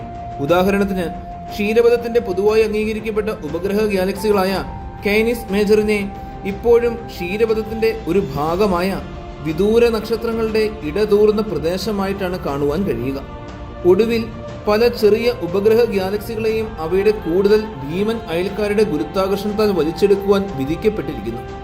ക്ഷീരപഥത്തിനടുത്തുള്ള ചെറിയ ഗാലക്സികൾക്ക് സംഭവിക്കുന്നത് ഇതാണ്. എന്നാൽ ആദ്യം ഈ ഗാലക്സികൾ ഏതൊക്കെയാണ് എന്ന് നമുക്ക് നോക്കാം. കാനിസ് മേജർ ഡ്വാർഫ് ഗാലക്സിയാണ് ക്ഷീരപഥത്തോട് ഏറ്റവും സമീപത്തുള്ള അറിയപ്പെടുന്ന ഗാലക്സി. 2003 ഫ്രാൻസിൽ നിന്നുള്ള ഒരു അന്താരാഷ്ട്ര സംഘമാണിത് കണ്ടെത്തിയത്. ഇറ്റാലിയൻ, ബ്രിട്ടീഷ്, ഓസ്ട്രേലിയൻ ജ്യോതിശാസ്ത്രജ്ഞന്മാർ. സൂര്യനിൽ നിന്നും 25,000 പ്രകാശവർഷങ്ങൾ മാത്രം അകലെയും ഗാലക്സിയുടെ കേന്ദ്രത്തിൽ നിന്നും 42,000 പ്രകാശവർഷങ്ങൾ മാത്രം അകലെയുമാണ് ഇത് സ്ഥിതി ചെയ്യുന്നത്. തുടക്കത്തിൽ ഗാലക്സിക്ക് ഒരു ദീർഘവൃത്താകൃതി ഉണ്ടായിരുന്നു. എന്നിരുന്നാലും ക്ഷീരപഥ ഗാലക്സിയുടെ ഗുരുത്വാകർഷണ മണ്ഡലത്താൽ അത് വലിച്ചടുപ്പിക്കപ്പെടുന്നതിനാൽ ഇത് കൂടുതൽ ക്രമരഹിതമായി കൊണ്ടിരിക്കുകയാണ്. വേലിയേറ്റ തടസ്സം മൂലം ക്ഷീരപഥത്തെ പരിക്രമണം ചെയ്യുമ്പോൾ നക്ഷത്രങ്ങളുടെ ഒരു ഫിലമെന്റ് അതിന്റെ പിന്നിലൂടെ സഞ്ചരിക്കുന്നു. ഇത് സങ്കീർണമായ ഒരു വളയം പോലുള്ള ഘടനയെ ഉണ്ടാക്കുന്നു. മോണോസെറോസ് റിംഗ് എന്നറിയപ്പെടുന്ന ഈ ഫിലമെന്റിന് 2,00,000 പ്രകാശവർഷത്തോളം നീളമുണ്ട്. ഇത് യഥാർത്ഥത്തിൽ നമ്മുടെ ഗാലക്സിയെ 3 തവണ വലം വയ്ക്കുന്നു. നിരവധി ഗോളീയ ഘടനകൾ കാനിസ് മേജറിനെ ചുറ്റിപ്പറ്റിയാണുള്ളത്. ഇതുമായി ബന്ധപ്പെട്ട നക്ഷത്രങ്ങളുടെ വിശകലനം സൂചിപ്പിക്കുന്നത് ഗാലക്സികൾ അവയുടെ ചെറിയ അയൽക്കാരെ വിഴുങ്ങുന്നതിലൂടെ വലുപ്പത്തിൽ വളരുമെന്നാണ്. നമ്മൾ ഇപ്പോൾ കാണുന്ന ഈ ഗാലക്സി യഥാർത്ഥത്തിൽ ക്ഷീരപഥത്തിന്റെ മറുവശത്താണുള്ളത്. കൂടാതെ കാനിസ് മേജർ ഡ്വാർഫിനേക്കാൾ ഒരൽപ്പം അകലെയാണ്. ഏകദേശം 70,000 പ്രകാശവർഷത്തോളം അകലെയാണ് ഈ ഗാലക്സി നിലനിൽക്കുന്നത്. 1994 കണ്ടെത്തിയ ക്ഷീരപഥത്തിന്റെ ദീർഘവൃത്താകൃതിയിലുള്ള ലൂപ്പ് ആകൃതിയിലുള്ള ഉപഗ്രഹ ഗാലക്സിയാണ് Sagittarius dwarf elliptical galaxy, SAGD galaxy. ഇതിന്റെ പ്രധാന ബോഡികളിൽ 4 ഗോളീയ ക്ലസ്റ്ററുകൾ അടങ്ങിയിരിക്കുന്നു. ഏകദേശം 10,000 പ്രകാശവർഷത്തോളം വ്യാപ്തം. എന്നിരുന്നാലും അതിന്റെ വലിപ്പം വലുതാണെങ്കിലും ക്ഷീരപഥത്തിൽ നിന്നുള്ള വേലിയേറ്റ ശക്തികൾ അതിന്റെ സമഗ്രതയെ തടസ്സപ്പെടുത്തിയത്. വാസ്തവത്തിൽ ഇത് നമ്മുടെ ഏറ്റവും അടുത്തായതിനാൽ ചില SAGD നക്ഷത്രങ്ങൾ യഥാർത്ഥത്തിൽ ക്ഷീരപഥത്തിന്റെ ഏറ്റവും പുറം പ്രദേശങ്ങളിലാണുള്ളത്. ചില ഗവേഷകർ വിശ്വസിക്കുന്നത് SAGDയുടെ ഭൂരിഭാഗവും ഒരു ദിവസം ക്ഷീരപഥവുമായി ലയിക്കുമെന്നും മിച്ചമുള്ള മുഴുവൻ ഭാഗവും ഇന്റർ ഗാലക്റ്റിക് വാഗാ ബോർഡുകളായി മാറും എന്നുമാണ്. മെഗലനിക് മേഘങ്ങൾ എന്നറിയപ്പെടുന്ന രണ്ട് സമാനമായ ഗാലക്സികളുമായി നമ്മുടെ അടുത്ത സ്റ്റോപ്പ് ഒരൽപ്പം അകലെയാണ്. ഇവ രണ്ട് ക്രമരഹിതമായ ഗാലക്സികളാണ്. വലിയ മെഗലനിക് ക്ലൗഡും ചെറിയ മെഗലനിക് ക്ലൗഡും, അല്ലെങ്കിൽ ലളിതമായി LMC, SMC എന്നിവ. ഇവ 1.5 ദശലക്ഷം വർഷത്തിൽ ഒരിക്കൽ ക്ഷീരപഥത്തെ വലം വയ്ക്കുന്നു. 900 ദശലക്ഷം വർഷത്തിൽ ഒരിക്കലാണ് ഇവ പരസ്പരം വലം വയ്ക്കുന്നത്. രണ്ട് സിസ്റ്റങ്ങളും പൂർണ്ണമായും നക്ഷത്രങ്ങൾ കൊണ്ട് നിർമ്മിച്ച ബാർ ആകൃതിയിലുള്ള കേന്ദ്ര ഘടനയുള്ള സർപ്പിള ഗാലക്സികളാണ്. നമുക്ക് അവ ഓരോന്നും സൂക്ഷ്മമായി തന്നെ പഠിക്കാം. ലാർജ് മെഗലനിക് ക്ലൗഡ് ഏകദേശം 1,63,000 പ്രകാശ വർഷങ്ങൾ അകലെയാണ്. LMCയുടെ വ്യാസം ഏകദേശം 14,000 പ്രകാശ വർഷത്തോളമാണ്. അതിന്റെ ഭാരം ഏകദേശം 10 ബില്യൺ സൗരപിണ്ഡമാണ്. ദക്ഷിണാർദ്ധഗോളത്തിൽ നിന്നും വളരെ മങ്ങിയ മേഘം പോലെ ഇത് നമുക്ക് ദൃശ്യമാണ്. മധ്യത്തിലുള്ള ഒരു നക്ഷത്ര ബാർ അല്പം ചെരിഞ്ഞതാണ്. കൂടാതെ അതിന്റെ സർപ്പിള ഭുജങ്ങൾ ചെറിയ നക്ഷത്രങ്ങളിൽ നിന്നുള്ള വേലിയേറ്റ പ്രതിപ്രവർത്തനങ്ങൾ മൂലം മാറിക്കൊണ്ടേയിരിക്കുന്നു. മെഗലനിക് ക്ലൗഡും ക്ഷീരപഥത്തിന്റെ ഗുരുത്വാകർഷണവും തമ്മിൽ ബന്ധമുണ്ട്. കിഴക്കും പടിഞ്ഞാറുമുള്ള ചിറകുകൾ ക്ഷീരപഥത്തിന്റെ മധ്യഭാഗത്തേക്കാൾ അടുത്തതാണ്. LMC വാതകവും പൊടിയും കൊണ്ട് സമ്പന്നമാണ്. നിലവിൽ അതിശക്തമായ നക്ഷത്ര രൂപീകരണ പ്രവർത്തനങ്ങൾക്ക് വിധേയമായി കൊണ്ടേയിരിക്കുന്നു. സ്മോൾ മെഗലനിക് ക്ലൗഡ് ഏകദേശം 7 ബില്യൺ സൗരപിണ്ഡമുള്ള ഒരു കുള്ളൻ ക്രമരഹിതമായ ഗാലക്സിയാണ്. ഇത് ഏകദേശം 2 ലക്ഷം പ്രകാശ വർഷങ്ങൾ അകലെയാണ് സ്ഥിതി ചെയ്യുന്നത്. നഗ്നനേത്രങ്ങളെ കൊണ്ട് തന്നെ ഇവയെ നമുക്ക് കാണുവാൻ കഴിയും. ഗാലക്സിയിൽ 100 കണക്കിന് ദശലക്ഷം നക്ഷത്രങ്ങളുണ്ട്. LMC പോലെ ഇതിന്റെ യഥാർത്ഥ സർപ്പിള ആകൃതിയും ക്ഷീരപഥത്തിന്റെ ഗുരുത്വാകർഷണ ബലങ്ങളാൽ ക്രമരഹിതമായ സർപ്പിള ആകൃതിയിലുമുള്ള ഘടനയിലേക്ക് വളച്ചൊടിക്കപ്പെടുന്നു. SMC LMCയുമായി ഒരു വാതക മേഘമായി ബന്ധിപ്പിച്ചിരിക്കുന്നു. അതായത് ഗാലക്സികൾ പരസ്പരം ഇടപഴകുന്നുണ്ട്. രാസപരമായി പറഞ്ഞാൽ രണ്ട് ഗാലക്സികളും വാതകത്താൽ സമ്പന്നമാണ്. ഇതിന്റെ അർത്ഥം മെഗലനിക് മേഘങ്ങളെ നിരീക്ഷിച്ചുകൊണ്ട് ജ്യോതിശാസ്ത്രജ്ഞന്മാർക്ക് കോടാനുകോടി വർഷങ്ങൾക്ക് മുമ്പ് എന്താണ് സംഭവിച്ചത് എന്ന് വളരെ കൃത്യമായി തന്നെ അറിയുവാൻ സാധിക്കും. റോബർട്ട് ബെൻഹാം ജൂനിയർ LMCയെ ഒരു ജ്യോതിശാസ്ത്ര നിധി മന്ദിരം, നക്ഷത്രങ്ങളുടെ വളർച്ചയെയും പരിണാമത്തെയും കുറിച്ചുള്ള പഠനങ്ങൾക്കുള്ള ഒരു വലിയ ആകാശ പരീക്ഷണശാല എന്ന് വിളിക്കുന്നതിൽ അതിശയിക്കാനില്ല.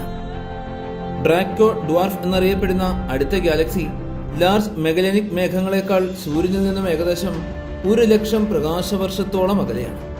1954 പാലോമർ ഒബ്സർവേറ്ററി സ്കൈ സർവേ നടത്തുന്നതിനിടെ കണ്ടെത്തിയ ഒരു ഗോളീയ ആകൃതിയുള്ള ഗാലക്സിയാണിത്.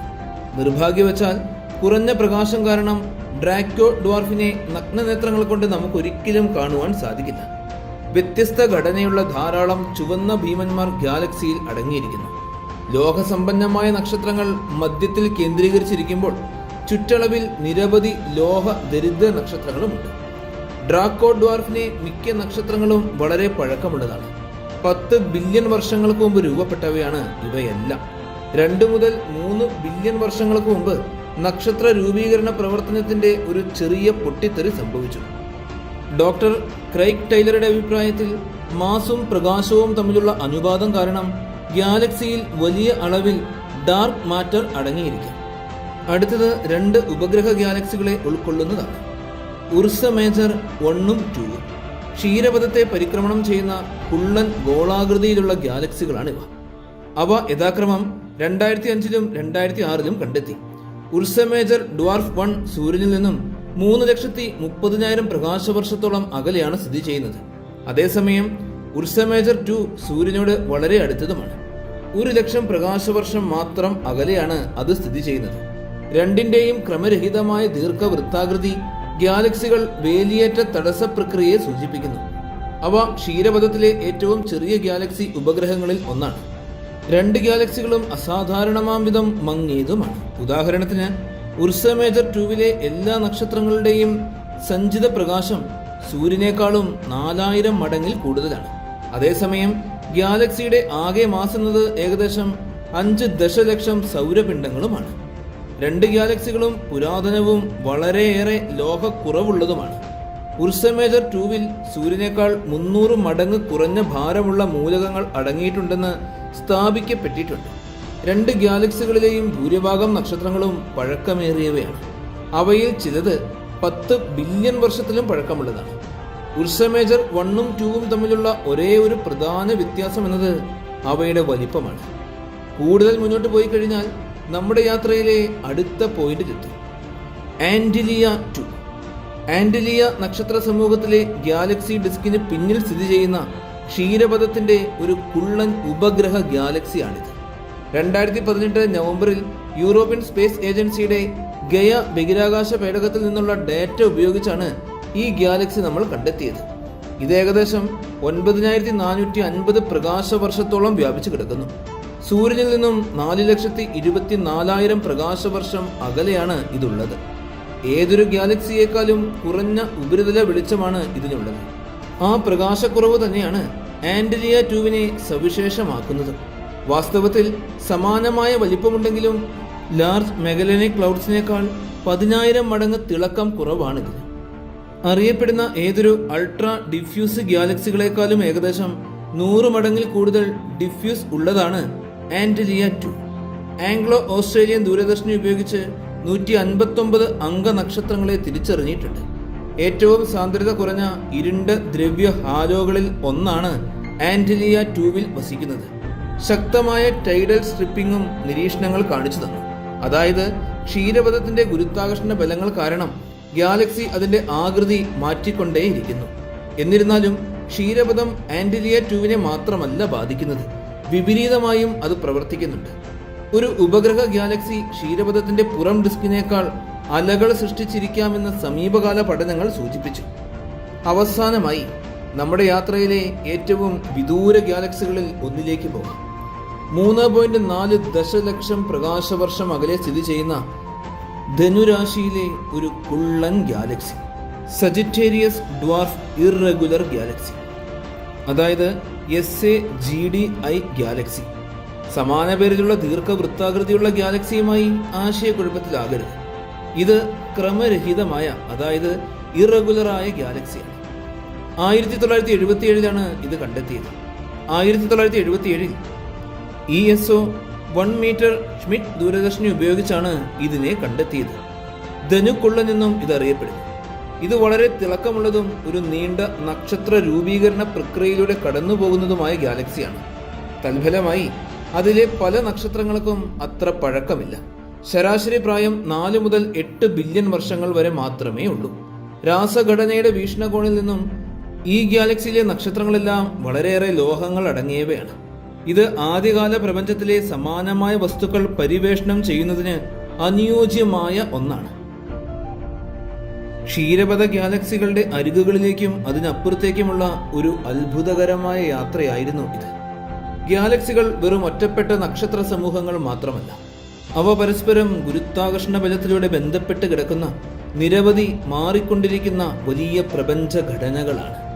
ക്ഷീരപഥത്തിന് ചുറ്റുമുള്ള Canis Major dwarf, Sagittarius dwarf, large and small Magellanic clouds, Draco dwarf, Ursa Major 1 and 2, Antlia 2, Sagittarius dwarf irregular galaxy എന്നിവ പോലുള്ള ഉപഗ്രഹ ഗാലക്സികൾ നമ്മുടെ ഗാലക്സിയുടെ ഭൂതകാലത്തെയും ഭാവിയെയും കുറിച്ച് വിലപ്പെട്ട വിവരങ്ങൾ നമുക്ക് നൽകുന്നു.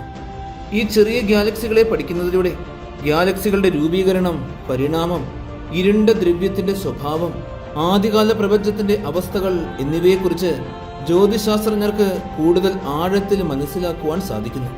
പ്രപഞ്ചത്തിന്റെ ഈ അത്ഭുതകരമായ അയൽക്കാരെ നിരീക്ഷിക്കുന്നത് നമ്മുടെ സ്വന്തം ഗാലക്സിയുടെ കഥ മനസ്സിലാക്കുന്നതിനുള്ള വലിയ ജാലകം തന്നെയാണ്.